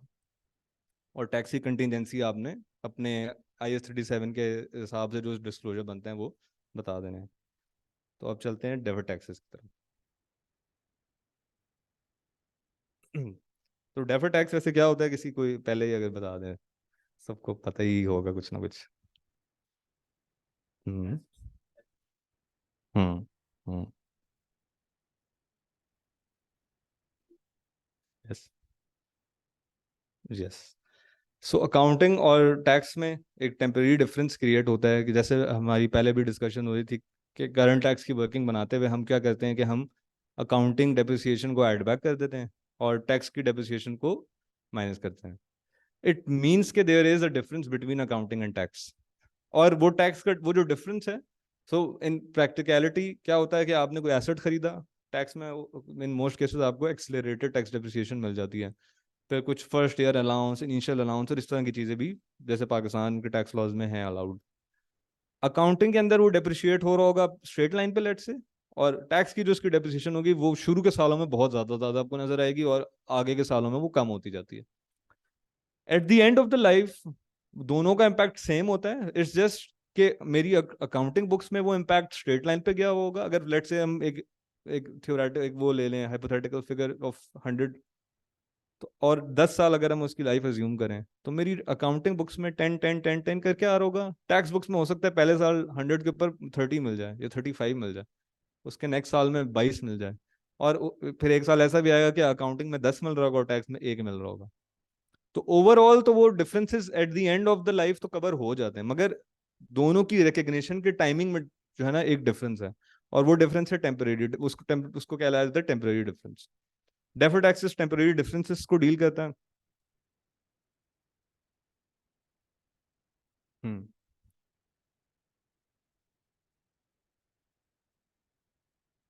हाँ जी। तो डेफर्ड टैक्स लाइबिलिटी और एसेट आपकी फ्यूचर की सेटलमेंट और जो भी फ्यूचर की टैक्स पेमेंट्स के ऊपर जो इम्पैक्ट होता है उन टेम्परेरी डिफरेंस को अकाउंट फॉर करने के लिए यूज किया जाता है। और कहाँ आपने रिकॉर्ड करने हैं डेफर्ड टैक्स, तो अगर तो वो आइटम P&L के अंदर है और उसकी जो भी अकाउंटिंग, जैसे फॉर एग्जांपल अगर आपने अमाउंटाइज कॉस्ट जो हमने पहले पढ़ा IFRS 9, अगर हमने अमाउंटाइज कॉस्ट के ऊपर एक इंस्ट्रूमेंट रखा हुआ है और उसका इंटरेस्ट है, अब उसका इंटरेस्ट अकाउंटिंग में डिफरेंट तरीके से रियलाइज होता है और टैक्स में डिफरेंट तरीके से उसको उसकी अलाउबिलिटी होती है। तो इन शॉर्ट जो ट्रांजैक्शन P&L को हिट करती है तो उसका डेफर्ड टैक्स इम्पैक्ट P&L के अंदर जाता है, और जो चीज़ें OCI को इम्पैक्ट करती हैं, इक्विटी को इम्पैक्ट करती हैं, तो उनका इम्पैक्ट P&L में नहीं जाता। फिर इसकी एग्जांपल ऐसे दी जा सकती है, जैसे एक कॉन्सेप्ट है रिवैल्यूएशन का, IAS 16 का।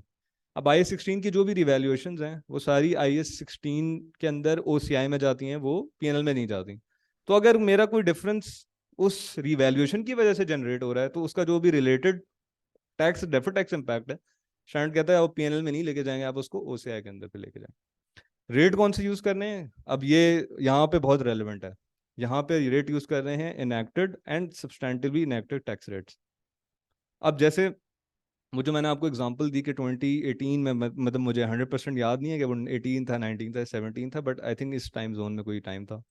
तो उसके अंदर फिर डेफर्ड टैक्स की वर्किंग्स ऐसे बनती थी कि जो मेरे डिफरेंसेस नेक्स्ट ईयर में कवर होने थे उन पे एक और रेट लगता था, जो मेरे डिफरेंसेस सेकेंड ईयर में रिफ्लेक्ट होने थे या सेटल होने थे उन पे मैं एक डिफरेंट रेट लगाता था। और जो सो इन शॉर्ट होता ये था कि आपने, ये हम आगे के एग्जांपल में भी पढ़ेंगे, कि आपने जो रेट यूज करना है वो वाला यूज करना है अगर आपको आज पता है कि टैक्स रेट चेंज हो गया है और आगे आपको पता है कि वो इनएक्ट हो गया है फ्यूचर के अंदर। तो आपने टैक्स रेट्स अपने वो वाले यूज करने हैं, ये वाला काम नहीं करना कि आपने आज का ही टैक्स रेट उठाया और उसको कर दिया। जो एग्जांपल मैंने आपको दी उसमें भी यही था कि हम लोग ऐसे वर्किंग बना देते कि नेक्स्ट ईयर का ये रेट है, उससे नेक्स्ट ईयर का डिफरेंट डिफरेंट रेट डिफरेंट करते जाना है आपने।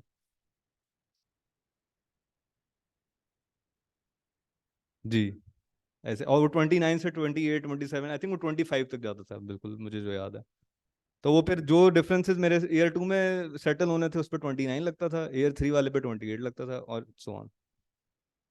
डेफर्ड टैक्सेस की कुछ एक्सक्लूजन्स हैं।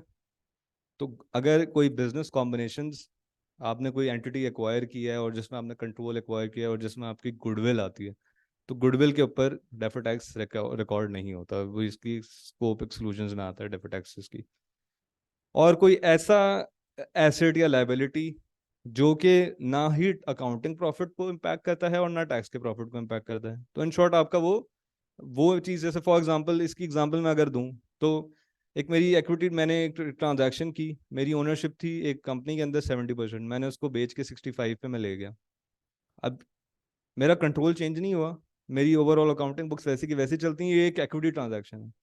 तो अब इसके ऊपर डेबिट टैक्स नहीं आएगा, क्योंकि मेरा ना टैक्स प्रॉफिट से हिट हो रहा है ना मेरा अकाउंटिंग प्रॉफिट हिट हो रहा है। सिमिलरली आपने कोई सब्सिडरीज के अंदर इन्वेस्टमेंट्स की हुई हैं, ब्रांचेस हैं या एसोसिएट्स हैं या जॉइंट वेंचर्स हैं, तो इनके ऊपर भी स्टैंडर्ड की स्कोप एक्सक्लूजन आ जाती है। अच्छा जी, डेफर्ड टैक्स कैलकुलेट करते हुए कभी भी टैक्स प्लानिंग अपॉर्चुनिटीज को नहीं करना कि आप सोचें कि यार आज तो मुझे लगता है कि इतना टैक्स पड़ेगा, लेकिन मैं आज से 3 साल बाद ना ये वाला काम करूंगा, इस एंटिटी को एक्वायर कर लूंगा और मेरे सारे डेफर्ड टैक्सेस रियलाइज हो जाएंगे।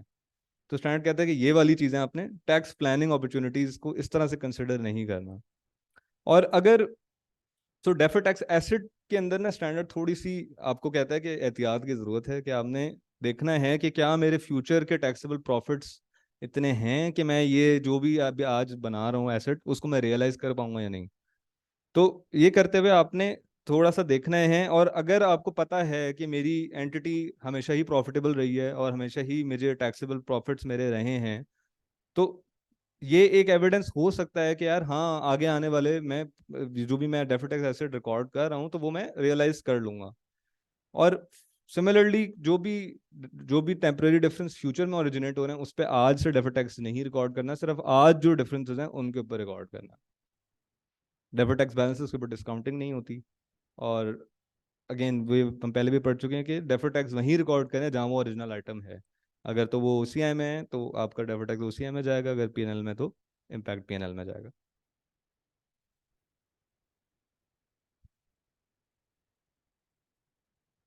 अच्छा जी, तो एक थोड़ी छोटी सी ब्रीफ समरी है कि डेफर्ड टैक्स एसेट और लायबिलिटी में क्या डिफरेंस है। डेफर्ड टैक्स एसेट सिर्फ तब ही रिकॉर्ड होता है जब प्रोबेबल हो कि टैक्सेबल प्रॉफिट्स अवेलेबल होंगे एंटिटी को, जिसकी अगेंस्ट वो टेम्परेरी डिफरेंस या अनयूज टैक्स लॉस जो है वो रिकवर हो जाएगा, सिर्फ तभी आपने रिकॉर्ड करना है। और वो रिकॉर्ड कैसे होता है कि जो भी आपके टेम्परेरी डिफरेंसेस आ रहे हैं, आपने आइटम वाइज एक वर्किंग उसकी एक पूरी बनती है। आपने अकाउंटिंग बेसिस को देखना है, टैक्स बेसिस को देखना है, जो भी उनका डिफरेंस आता है उसके ऊपर आपने रेट मल्टीप्लाई करना है, रेट के ऊपर हम बात कर चुके हैं कि कौन सा होगा, और जो भी आपका उस मल्टीप्लिकेशन के थ्रू जो भी आपका आंसर आता है वो आपका डेफर्ड टैक्स एसेट या लायबिलिटी है। अच्छा, अगर एक एसेट का कोई टैक्स कॉन्सिक्वेंस नहीं है तो आप टैक्स बेस भी उसकी वही ले लेंगे और अकाउंटिंग बेस भी वही लेंगे, तो इन शॉर्ट कोई टेम्परेरी डिफरेंस बनता ही नहीं है, तो ये तो sort of deferred tax neutral transaction है। डेफर्ड टैक्स लायबिलिटी की बात करते हैं तो डेफर्ड टैक्स लायबिलिटी वो चीज़ है जो फ्यूचर के अंदर टैक्सेबल अमाउंट्स को जनरेट करेगी। मतलब कोई ऐसी चीज़ है जिसपे मैंने आज फायदा उठा लिया मगर कल को मुझे इस पर टैक्स देना पड़ेगा। तो एसेट वो है जिसका मैंने कल फायदा उठाना है, लायबिलिटी वो है जिसका मैंने आज उठा लिया फायदा, कल को जाके मुझे उसको एडजस्ट करना है। अच्छा जी, टैक्स बेस्ड लायबिलिटी की भी उसी तरह ही वही वर्किंग के थ्रू बनती है पूरी। आपने एसेट टैक्स बेस देखनी है, अकाउंटिंग बेस देखनी है, डिफरेंसेस को रिकॉर्ड करना है, देखना है कि क्या डिफरेंस है, और जो भी आपकी कुछ केसेस में कभी डेफर्ड टैक्स एसेट पोजीशन बनती है नेट, कहीं पे डेफर्ड टैक्स लायबिलिटी पोजीशन बनती है।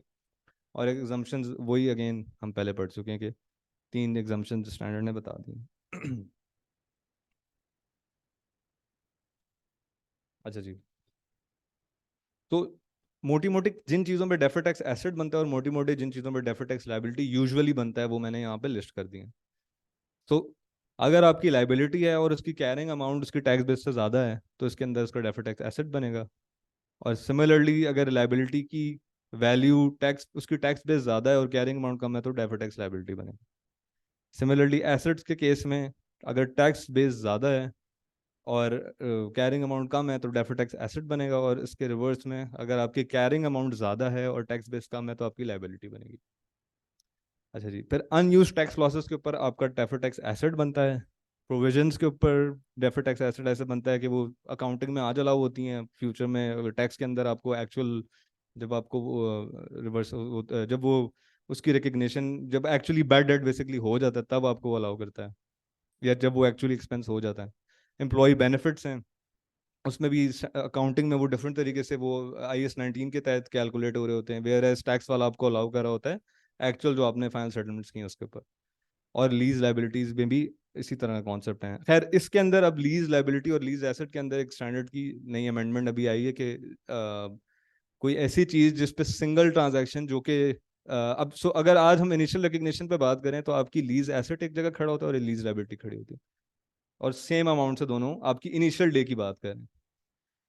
अगर मैं कोई और ट्रांजैक्शन ना करूं उस लीज लायबिलिटी पे और कोई भी ट्रांजैक्शन उस लीज एसेट की ना करूं तो ये एक ऐसी ट्रांजैक्शन है जो कि इनिशियल रिकग्निशन पे सेम अमाउंट्स के साथ है। तो अब ये एक अमेंडमेंट आई थिंक अभी इसकी एप्लीकेबिलिटी के बारे में मैं श्योर नहीं हूँ, आई थिंक ये नेक्स्ट पीरियड से एप्लीकेबल होना है। तो वो कहता है कि जो ऐसी ट्रांजैक्शन है जिसमें सिंगल ट्रांजैक्शन है जो कि इक्वल अमाउंट्स के साथ आपकी दोनों चीज़ों को हिट करिए तो उस पर वो कहता है कि फिर आप डेफर्ड टैक्स कैलकुलेट ना करें। ये लेकिन ये भी चीज़ अभी क्या वो आई मेरे ख्याल से अभी ये वो नहीं हुई, ये भी सिर्फ इन द वर्क्स है। आई थिंक इसकी एप्लीकेबिलिटी भी नेक्स्ट पीरियड से शायद है। अच्छा जी, डेफर्ड टैक्स लायबिलिटी के अंदर क्या क्या एग्जांपल आ जाती हैं टैक्स में? डेप्रिसिएशंस का हमें पता है कि वो जल्दी जल्दी हमें मिल जाती हैं, तो अगेन हमने आज टैक्स में फ़ायदा उठा लिया, कल को हमें उसके अगेंस्ट पेमेंट ज़्यादा करनी पड़ेगी तो लायबिलिटी खड़ी हो जाती है। सेम गोज फॉर इंटेंजिबल्स, अगर कोई एक्सेलरेटेड अमोर्टाइजेशन आपको मिल रही है। इन्वेस्टमेंट प्रॉपर्टी, अच्छा उसके बाद डिवैल्यूएशंस के ऊपर भी ये है कि आपको आज आपने ज़्यादा के ऊपर उसका टैक्स का बेनिफिट उठा लिया, कल को आपको उसके अगेंस्ट टैक्स देना पड़ेगा। अच्छा जी, रेट वाली चीज़ को दोबारा से एक टेबुलर फॉर्म में एग्जांपल के थ्रू देखते हैं। तो इस एग्जांपल में मैंने कंसिडर ये किया है कि मेरा जो भी डिफरेंस है वो 10 रुपीज़ 10 से हर साल रिवर्स होता जाएगा और हर साल का फ्यूचर टैक्स रेट पिछले साल के बनिस्बत गिरता जाएगा 5% से। सो फॉर एग्जांपल ईयर 1 पे टेम्परेरी डिफरेंस 10 है और टैक्स रेट 30% है। अब मैं क्या करूंगा, मैं आज 2023 में अपनी वर्किंग बना रहा हूँ तो मैं देखता हूँ कि यार 2024 में भी 10 रिवर्स होगा, 5 में भी टेम्परेरी डिफरेंस 10 रिवर्स होगा एंड सो ऑन।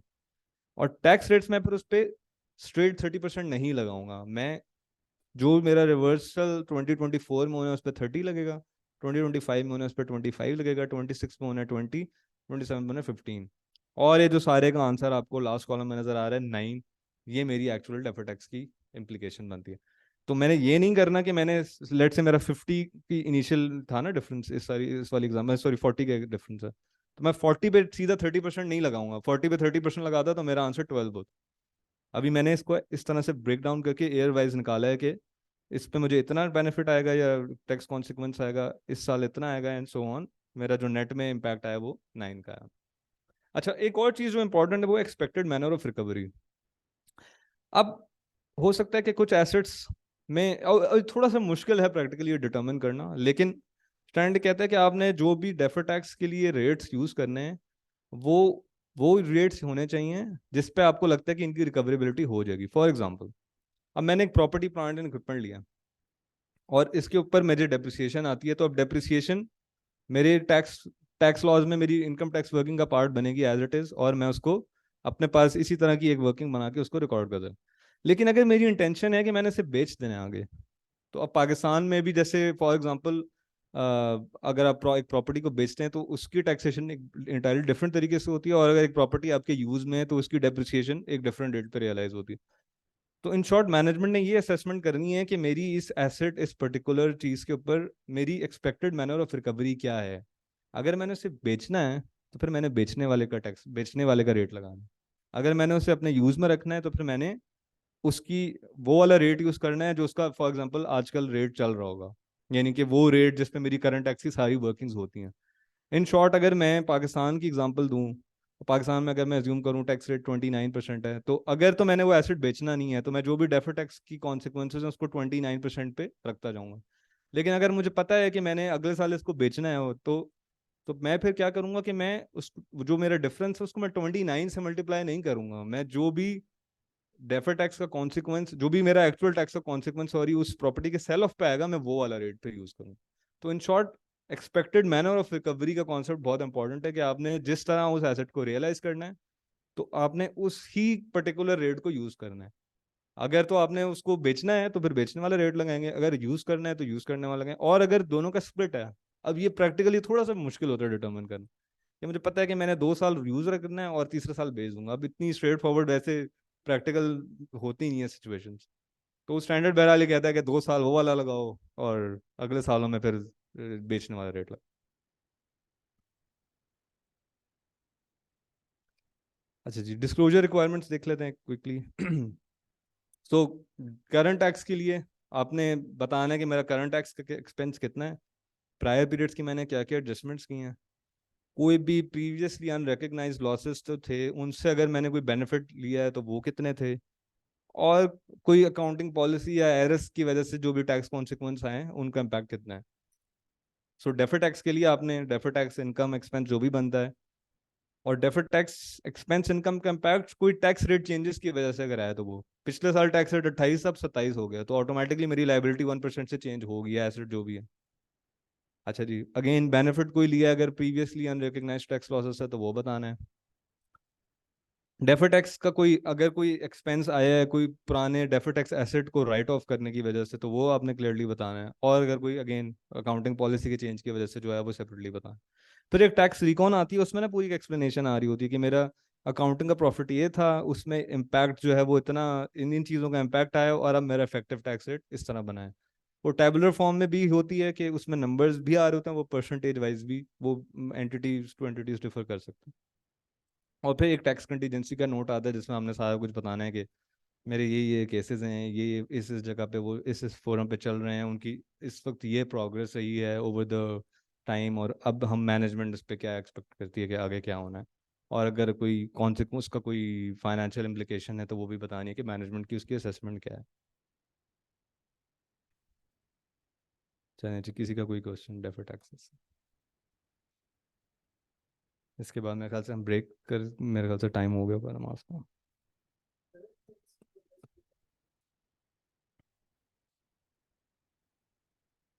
हम्म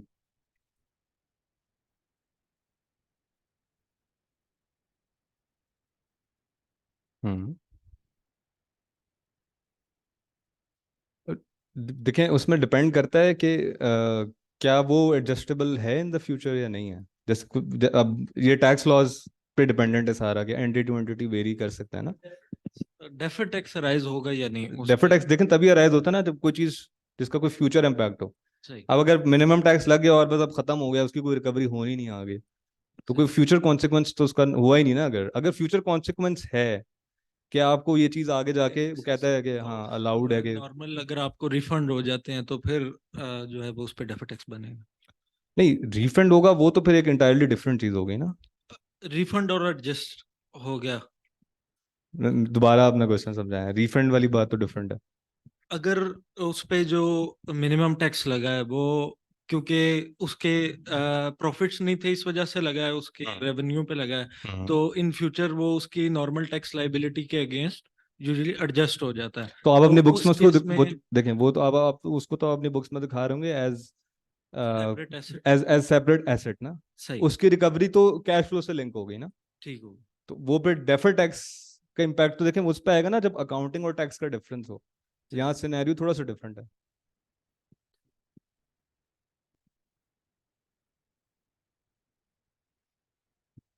हाँ कैरी फॉरवर्ड में आ जाती है कि वो फ्यूचर में यस अवेलेबल नहीं होते आपके यस। पास profits to adjust that carry forward. अगर तो वो कैश फ्लो से कैश फ्लो एडजस्टमेंट है तो फिर थोड़ा डिफरेंट है, तो फिर तो मतलब वो एक डिफरेंट ट्रांजेक्शन। चलें फिर मेरे ख्याल से सब चाय पिए और नमाज पढ़ें।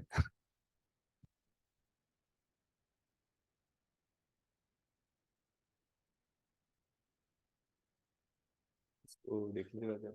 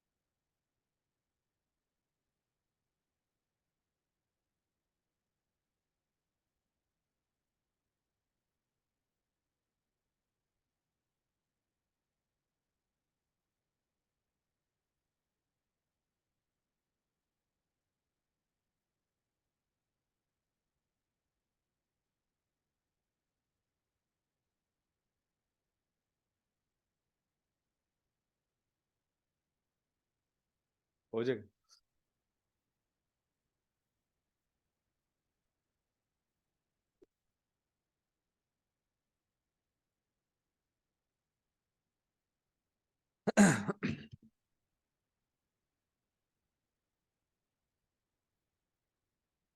स्टार्ट कर दूं लाइव है जी। Welcome back everyone. So the next standard that we are going to do is IS 28। ये डील करता है जो भी आपकी एक इन्वेस्टमेंट्स हों एक एसोसिएट और जॉइंट वेंचर के अंदर। हम पढ़ेंगे कि जॉइंट वेंचर और एसोसिएट किनको कहते हैं। तो पहले देख लेते हैं थोड़ा डेफिनेशंस। सो डेफिनेशंस में सबसे पहले आ जाता है एसोसिएट। अब एसोसिएट कौन होता है? एसोसिएट वो एंटिटी है जिसमें आपका सिग्निफिकेंट इन्फ्लुएंस है। सिग्निफिकेंट इन्फ्लुएंस क्या होता है ये हम अगली स्लाइड्स में डिटेल के अंदर पढ़ेंगे। Joint venture. So joint venture एक वो अरेंजमेंट है जिनमें जॉइंट राइट है दो पार्टीज को नेट एसेट्स के अंदर। कि हमने एक कोई प्रोजेक्ट किया जिसमें मैं भी मेरी भी वो इक्वल पार्टिसिपेशन है और आपकी भी इक्वल पार्टिसिपेशन है और हम दोनों के पास राइट्स हैं नेट एसेट्स का जॉइंट। तो वो जॉइंट वेंचर कहलाया जाता है। जॉइंट कंट्रोल क्या होता है? सो कंट्रोल के बारे में पहले भी बात हुई होगी सेशंस के अंदर। तो जॉइंट कंट्रोल वो चीज है जिसमें आप अग्री करते हैं कि हम दोनों बेसिकली जो भी की डिसीजन मेकिंग होगी वो सारी हम लोग दोनों मिलके करेंगे। किसी एक बंदे के पास वो पावर होती है तो वो जॉइंट कंट्रोल नहीं होता, वो फिर कंट्रोल होता है और वो फिर आपकी सब्सिडरी क्लासीफाई होती है। जहाँ पे जॉइंट कंट्रोल होता है वहाँ पे आप IAS 28 के तहत इक्विटी अकाउंटिंग करते हैं। इक्विटी अकाउंटिंग क्या होती है? सो इक्विटी अकाउंटिंग वो मेथड है जिसमें आप इन्वेस्टमेंट इन एसोसिएट्स और जेवीज को अकाउंट फॉर करते हैं, उनकी इनिशियल इन्वेस्टमेंट को रिकॉर्ड करते हैं और जो भी पोस्ट एक्विजिशन चेंजेस हैं नेट एसेट्स के अंदर उसको रिकॉर्ड करते हैं। इसके बारे में हम पढ़ेंगे कि इक्विटी अकाउंटिंग किस तरह से फंक्शन करती है। सो सिग्निफिकेंट इन्फ्लुएंस की बात की थी हमने। सिग्निफिकेंट इन्फ्लुएंस पहले चलें आप लोगों से पूछते हैं क्या होता है। आपने वैसे स्लाइड्स में शायद देख लिया हो, लेकिन जस्ट आपके दिमाग में क्या चीज आती है when you here the word significant influence? सही है, ठीक है। डिसीजन मेकिंग को इन्फ्लुएंस कर सकते हैं, वेरी गुड पॉइंट। और कोई किसी के दिमाग में कुछ आता हो? अच्छा, सो चार पांच चीजें जो स्टैंडर्ड ने बताई हैं। बोर्ड की रिप्रेजेंटेशन डिसीजंस के अंदर, जैसे आपने कहा डिसीजन मेकिंग, तो डिसीजन मेकिंग के अंदर पार्टिसिपेशन। मटेरियल ट्रांजैक्शंस अगर आपकी कोई बहुत ज़्यादा हो। मैनेजेरियल पर्सनल अगर आपके इस तरह से हों कि आप उनको गाइड करें या आपको टेक्निकल इंफॉर्मेशन प्रोवाइड करें, आप कोई बहुत ही की सप्लायर हैं। अच्छा, बोर्ड की रिप्रेजेंटेशन किस तरह डिटरमिन हो सकती है? बोर्ड की मीटिंग के अंदर आपके कितने वोट्स हैं? वही आपका जो पॉइंट था शेयर होल्डिंग वाला। अगर आपके अंदर आप बोर्ड मीटिंग के अंदर 20% या 20% से ज्यादा का राइट रखते हैं तो इट मीन्स कि आपका कुछ ना कुछ आपका एक यानी कि वो है आपकी बात की एक अहमियत है बनस्बत एक 1% वाले के जो कि जनरल मीटिंग अटेंड करने आता है। तो वो जाहिर है उसकी बात की वो शायद वेटेज ना दी जाती हो। डिसीजन मेकिंग अंदर पार्टिसिपेशन, तो कोई भी जो की डिसीजंस हैं कि मैंने एक्सपेंशन करनी है, कंपनी सोच रही है कि एक नई जोग्राफिकल मार्केट में चले जाएं या कंपनी सोच रही है एक नया प्रोडक्ट को लॉन्च कर लें, अगर इस डिसीजन मेकिंग के अंदर आप पार्टिसिपेट करते हैं तो इट मींस कि आपका एक सिग्निफिकेंट इन्फ्लुएंस है। तो इन शॉर्ट बेसिकली कोई भी ऐसी चीज जो कि की डिसीजन मतलब आपकी मर्जी के बगैर अगर लिए जा रहे हैं तो इट मींस कि शायद आपको सिग्निफिकेंट इन्फ्लुएंस नहीं है, और अगर आप उसमें इन्वॉल्वमेंट है और आपको आपकी बात को इन शॉर्ट कोई अहमियत देता है तो इट मीन्स कि आप सिग्निफिकेंट इन्फ्लुएंस रखते हैं। अच्छा, फिर एक और चीज कुछ एडिशनल ये क्राइटेरियाज हैं लेकिन ये आपको काफी डिटेल में इसको असेस करना होता है कि अगर आपका जो इंडस्ट्री है वो मेजर ट्रांजैक्शन की वजह से आप पे बहुत ज्यादा रिलाई करता है तो ये भी एक सिग्निफिकेंट इन्फ्लुएंस को डिटर कर सकता है। लेकिन अगेन इसमें आपको ना सिर्फ एक ये फैक्टर नहीं देखना होता है, आपने सारी चीजें देखनी होती हैं कि क्या उसकी बेसिस पे मैं उसकी कोई डिसीजन मेकिंग तो नहीं इन्फ्लुएंस कर सकता। यानी मैं अगर उसको कोई बहुत की सप्लायर हूँ या उसकी मेजर ट्रांजैक्शन मेरे साथ हैं, लेकिन ये तो एक नॉर्मल कोर्स ऑफ बिजनेस में काफी सारे लोगों के साथ भी हो सकती हैं, क्या उसका कोई उसका नेक्स्ट स्टेप ये होता है कि क्या मैं कोई डिसीजन मेकिंग अंदर कोई इन्फ्लुएंस कर सकूं? अगर इस तरह की कोई चीज है तो इट कैन मीन कि आपको सिग्निफिकेंट इन्फ्लुएंस है। फिर आप अपने मैनेजमेंट, जैसे फॉर एग्जांपल आपने आज आपने कंपनी के शेयर्स खरीदे और आपने कहा कि यार मेरी मर्जी का फलाना डायरेक्टर है ये तो लगा दो जरा, इट मीन्स कि आप डिसीजन मेकिंग के अंदर आ गए और आप इसको कुछ थोड़ा बहुत इन्फ्लुएंस कर सकते हैं। और अगर आप मैनेजमेंट पर्सनल को सेकॉन्ड कर सकते हैं कि वो जाके फाइनेंशियल पॉलिसीज बनाए, मैनेजरियल पॉलिसीज बनाए, तो इट मींस कि ये भी एक सिग्निफिकेंट इन्फ्लुएंस को क्या कहते हैं, उसके अंदर कैटेगरी के अंदर ये आ सकता है।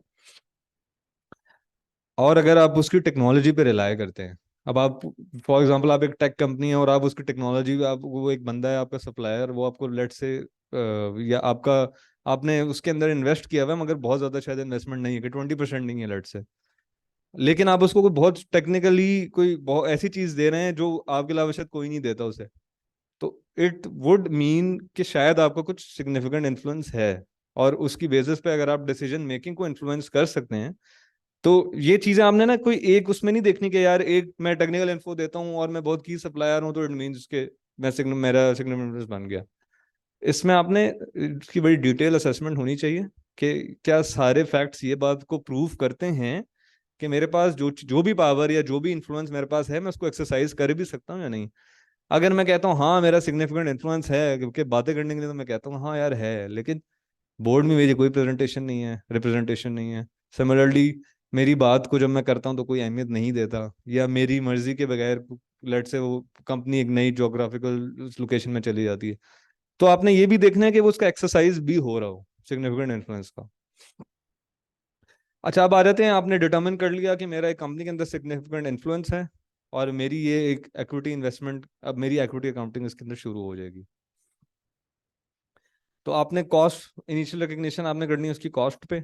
अब कॉस्ट के अंदर जाहिर है परचेज जो भी आपने उस शेयर को खरीदने के लिए जो भी प्राइस पे की है वो, फिर कोई डायरेक्ट कॉस्ट अगर हैं वो, फिर कुछ शेयर डील्स के अंदर कंटिंजेंट कंसिडरेशन का कॉन्सेप्ट भी होता है कि आप कहते हैं कि यार आपके आज अगर बिजनेस की परफॉर्मेंस लेट से इतने यूनिट्स वो फ्यूचर में अगर बनाएगी तो मैं आपको इतने पैसे और ज़्यादा दे दूंगा, तो उसका जो भी इनिशियल असेसमेंट है वो आपने इनिशियल कॉस्ट के अंदर इंक्लूड करना है। अच्छा, और फिर जो है ना आपने उस कॉस्ट को उसकी प्रोपोर्शनेट फेयर वैल्यू से वो करना है कंपेयर। सो फॉर एग्जांपल मैं देखता हूँ कि कंपनी के फेयर वैल्यू बनती है 1,000 रुपीज और मैंने उसका 20% एक्वायर किया है, कंपनी का 1,000 का 20% बनता है 200 रुपीज, वेयर एज मैंने इसको एक्वायर किया है 250 का, तो it means there is a component of goodwill जो कि आप नॉर्मल एक सब्सिडरी के एक्विजिशन के टाइम पे उसको सेपरेटली गुडविल के तौर पे रिकग्नाइज करते हैं, यहाँ पे वो इन्वेस्टमेंट का ही पार्ट बन जाता है, उसको सेपरेट करने की जरूरत नहीं है। लेकिन लेट्स से एक रिवर्स सिनारियो हो कि मेरे 200 बनती है फेयर वैल्यू उसकी प्रोपोर्शनेट, मगर मैंने 150 का एक्वायर कर लिया, तो नाउ इट मीन्स कि आपने एक चीज सस्ते में खरीद ली, आपको एक महंगी चीज सस्ते में मिल गई, तो वो किस आप कोई अलाउड है कि आप उसका जो भी गेन आता है उसको कंपेयर करें और पीएनएल में गेन को ले जाएं इनिशियल फर्स्ट डे गेन के तौर पे। जी।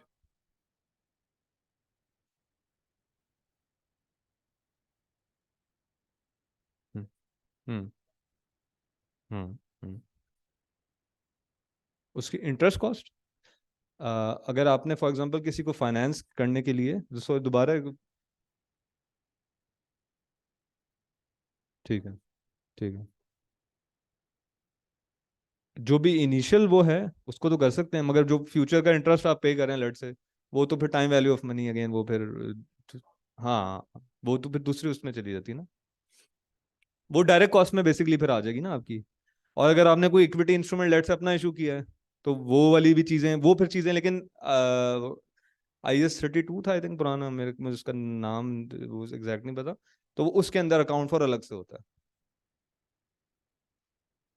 अच्छा जी, फिर आ जाते सब्सिक्वेंटली उसको कैसे लेके चलना है। अब आपने आज उसको फेयर कॉस्ट में रख लिया, कॉस्ट के बाद आपने पहले तो सबसे पहले आपने कॉस्ट ऐड कर दी कि आज मैंने 200 का एक्वायर किया लेट से, उसके बाद जो भी उसके पोस्ट एक्विजिशन के प्रॉफिट्स हैं, अब मैंने आज एक एसोसिएट एक्वायर किया, उसका साल का प्रॉफिट मुझे आया लेट से 500 रुपीज, तो मैंने 20% एक्वायर किया हुआ था, तो 500 का 20% 100 रुपये में अपने पास इन्वेस्टमेंट में ऐड करता जाऊंगा, और उसके जो भी सब्सिक्वेंट चेंजेस जो ओसीआई है, सिमिलरली ओसीआई का शेयर भी अपने पास अपने ओसीआई में लेता हुआ जाऊंगा।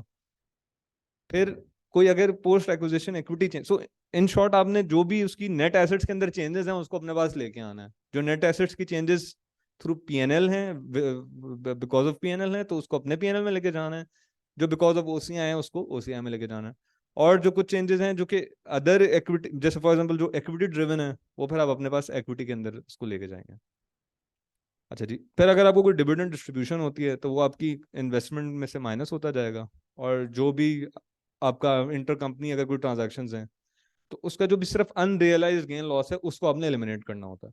तो फॉर एग्जांपल अगर आपने अपने अपने एक एसोसिएट को एक चीज़ बेची या आपने उससे कोई चीज़ खरीदी, तो उसका सिर्फ वो कंपोनेंट जो कि अनरियलाइज्ड है वो आपकी बुक्स में से एलिमिनेट होना चाहिए। जो अगर फर्दर बिक गया आगे, मतलब ट्रांजैक्शन ऐसे है कि मैंने एसोसिएट को बेचा, एसोसिएट ने भी आगे भेज दिया, तो जो रियलाइज होगी ट्रांजैक्शन उसमें कोई एलिमिनेशन नहीं है।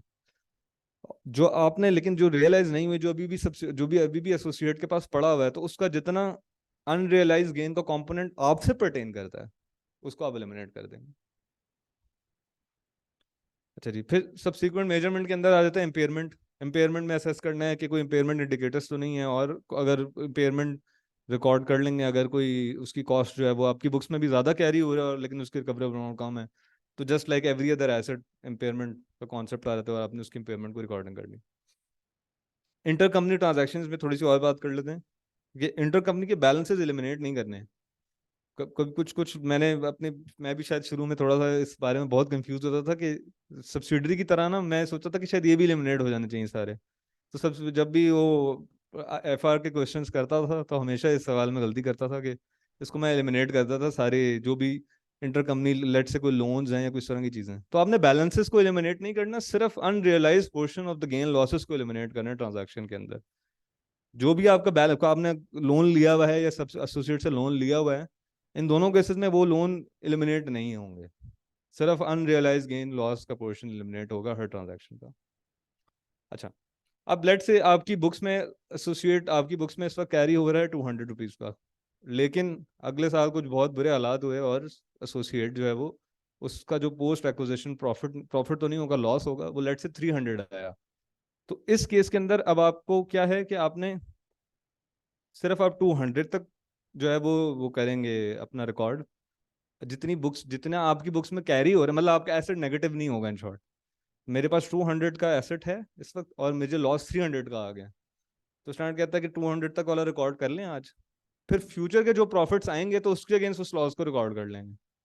मतलब लेट से अगले साल हालात अच्छे हो गए और सब्सिडी ने एसोसिएट ने मुझे 150 का प्रॉफिट दे दिया, तो अब 150 में सारा नहीं रिकॉर्ड करूंगा, मैं इन शॉर्ट 50 रिकॉर्ड करूंगा। जो पुराना लॉस था अनरिकॉर्डेड वो एडजस्ट करके जो रिमेनिंग 50 का कंपोनेंट है वो मेरे पास रिकॉर्ड हो जाएगा। अच्छा जी, चेंज इन ओनरशिप। सो इसमें क्या सीन है कि आपने ये देखना है कि मेरी, अब इसमें डिफरेंट सिनारियोज मैंने बनाए हुए हैं कि अगर मेरी ओनरशिप चेंज होती है तो उसमें किस तरह से आपने अकाउंटिंग इसकी करनी है। अगर मैंने ओनरशिप बढ़ा ली, मैंने आज 25% ओन करा था, मैं 35 पे ले गया, तो अब जो इसमें की डिस्टिंक्शन है ना वो ये देखनी है कि क्या ऐसा तो नहीं मैंने कंट्रोल ऑब्टेन कर ली। अब कंट्रोल ऑब्टेन करने की बहुत सारी और जो सारे क्राइटेरियाज हैं जो जिसकी डिटेल में हम अभी नहीं जाएंगे, बट वो आई एम श्योर के जो IFRS 10 के सेशन हुए उसमें डिटेल में बता दिया गया होगा। तो पहले तो ये डिटरमाइन करें कि कंट्रोल तो नहीं ऑब्टेन कर लिया। अगर ये डिटरमाइन हो जाता है कि नहीं कंट्रोल नहीं ऑब्टेन किया तो आपका एसोसिएट एसोसिएट ही रहेगा। आप क्या करेंगे, उसको एग्जिस्टिंग अपनी इन्वेस्टमेंट इन एसोसिएट के अंदर एग्जिस्टिंग न्यू कॉस्ट को ऐड कर लेंगे। और अगेन वही वाला जो काम हमने पहले दिन किया था ना कि फेयर वैल्यू से मेजर करना है, उसको आज आज के दिन भी करेंगे कि आपने कंपेयर करने के यार मेरी ओनरशिप इस वक्त इस एसोसिएट के अंदर इतनी है लेकिन उसकी फेयर वैल्यू का प्रोपोर्शनेट शेयर इतना बनता है, तो जो भी डिफरेंशियल होगा गेन लॉस का वो अब आपका पीएनएल के अंदर चला जाएगा। सिमिलरली सेम केस है कि अगर ओनरशिप डिक्रीज हो जाए 35 से 25 पे आ जाए, तो आप क्या करेंगे कि वो जितना कॉम्पोनेंट है उसको डिस्पोज ऑफ कर देंगे, फेयर कंसिडरेशन की फेयर वैल्यू रिकॉर्ड कर लेंगे और गेन लॉस अगेन पीएनएल में चला जाएगा। अच्छा, उसके बाद आएगा डिस्पोजल, कि अब 35 से आप जीरो पे चले गए, ये चलो जीरो पे नहीं भी जाते प्रॉब्ली 15 पे चले जाते हैं। बेसिकली जहां भी आप सिग्निफिकेंट इन्फ्लुएंस को लूज कर दें, जहां आप डिटर्मिन करें कि मेरी अब जो भी अब मेरी ओनरशिप चेंजेस हुई हैं, तो दो चीजें आपने ना हमेशा देखनी है। अगर इंक्रीज किया तो क्या कंट्रोल तो नहीं ऑब्टेन कर लिया, और अगर डिक्रीज की ओनरशिप तो क्या सिग्निफिकेंट इन्फ्लुएंस खो तो नहीं दिया। तो ये दोनों इसमें की परसेंटेजेस जो है वो भी थोड़ी बहुत एक इंडिकेटिव होती हैं, मगर अगेन डिफरेंट सर्कमस्टांसेस में ऐसा भी हुआ है कि 5% भी है लेकिन एसोसिएट है, और ऐसा भी हुआ है कि 35 है शायद लेकिन एसोसिएट नहीं है। तो ओनरशिप मतलब बहुत अनलाइकली होती हैं इस तरह के सिनारियोज, लेकिन ऐसे भी चीज़ें हो भी जाती हैं। तो आपने हमेशा ये देखना है कि यार क्या मेरी सिग्निफिकेंट इन्फ्लुएंस में अगर नहीं कर सकता तो इसका मतलब है कि नाउ मुझे IAS 28 फॉलो करने की अब जरूरत नहीं है। तो जब मेरा ये डिटर्मिनेशन हो जाए तो आपने इक्विटी अकाउंटिंग को बंद कर देना है। जितनी भी मेरे पास बुक्स में इन्वेस्टमेंट की अभी अमाउंट पड़ी हुई है इन्वेस्टमेंट इन एसोसिएट को, उसको डी रिकग्नाइज कर लें। जितने पैसे आपको मिलने हैं कंसिडरेशन की फेयर वैल्यू रिकॉर्ड कर लें, जो गेन लॉस है वो PNL में चला आएगा। हाँ, अब इसमें जो लास्ट कंपोनेंट है वो ये है कि जो पुराना OCI पड़ा हुआ था आपका आपकी बुक्स में रिलेटेड टू दैट एसोसिएट, उसकी रिसाइकलिंग अब PNL के अंदर हो जाएगी। इससे पहले किसी सिनारियो में हमने रिसाइकलिंग नहीं करनी। रिसाइकलिंग सिर्फ तब होगी जब आप ये डिटर्मिन कर लेंगे सिग्निफिकेंट इन्फ्लुएंस आपका चला गया।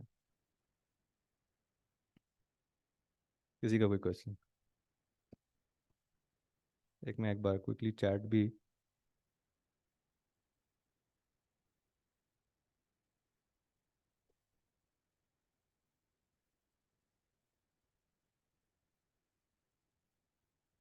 जी, क्वेश्चन है कि would we reverse sales and cost for PNL transactions.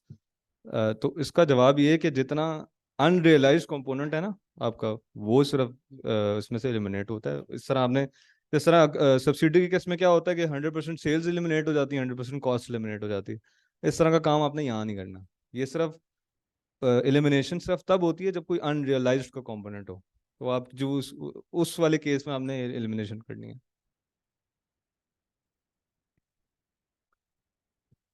किसी और का कोई कमेंट, कोई क्वेश्चन, कुछ भी हो तो वो पूछ सकता है।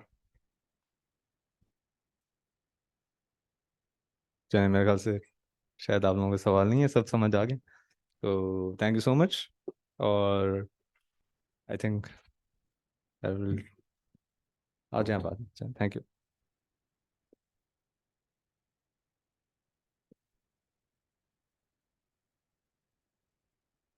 Thank you, Mr. Hamad Siddiqui, for your valuable time and presentation. Dear audience, this was the end of today's session. For the closing remarks, we have Mr. Jahanzeb Amin amongst us, who is a fellow member of ICAP, and he has over 22 years of experience and is currently serving as partner at A.F. Ferguson & Co. Chartered Accountants. He is also a certified internal auditor from the Institute of Internal Auditors, USA. And he is a fellow member of Pakistan Institute of Public Finance Accountants. In addition to all this, he is also an MBA. He has been serving at various committees of ICAP for well over a decade. For several years, he served as visiting faculty at ICAP REITs and has also been a speaker for ICAP orientations at various career counseling sessions. Dear audience, please join me to welcome Mr. Jahanzeb Amin to give conclusion to the session. Jahanzeb Amin.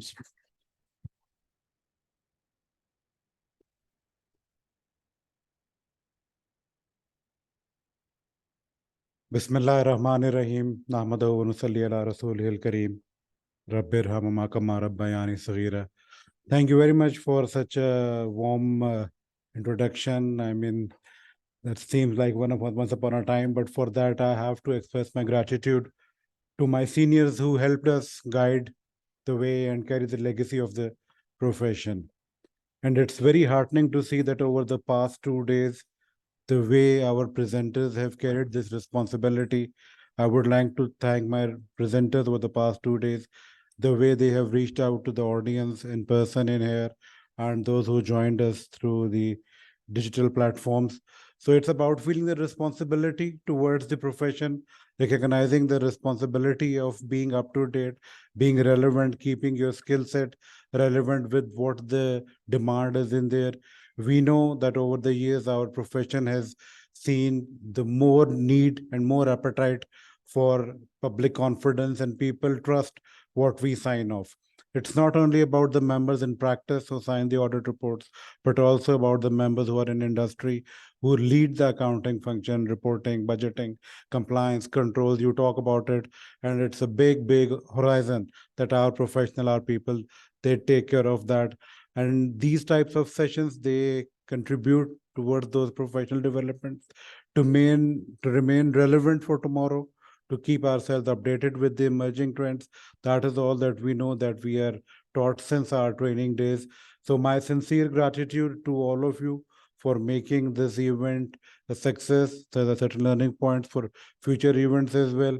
And once again, my gratitude to all the presenters, especially to Hamad for taking up the responsibility for the last session, because it becomes tiring at times, we know, for audience to absorb, but he took up the challenge and took up some very emerging and demanding standards, specifically IFRS 9 taxes, and then of course these associated entities and joint interest, these aspects.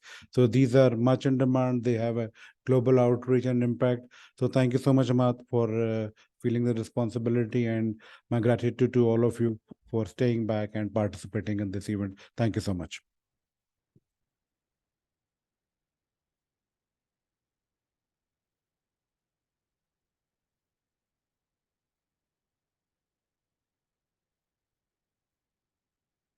The sheet to Mr. Hamad Siddiqui. I request Mr. Hamad Siddiqui to come to stage to receive his shield.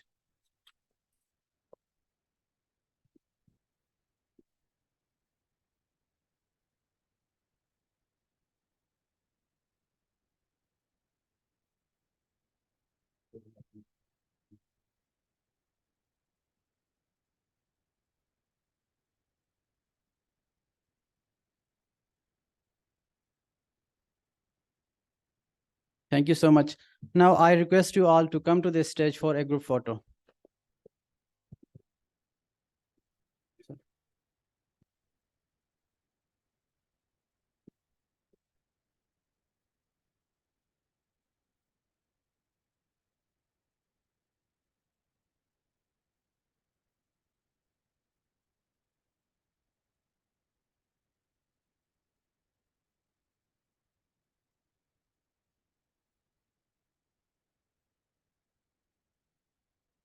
Look.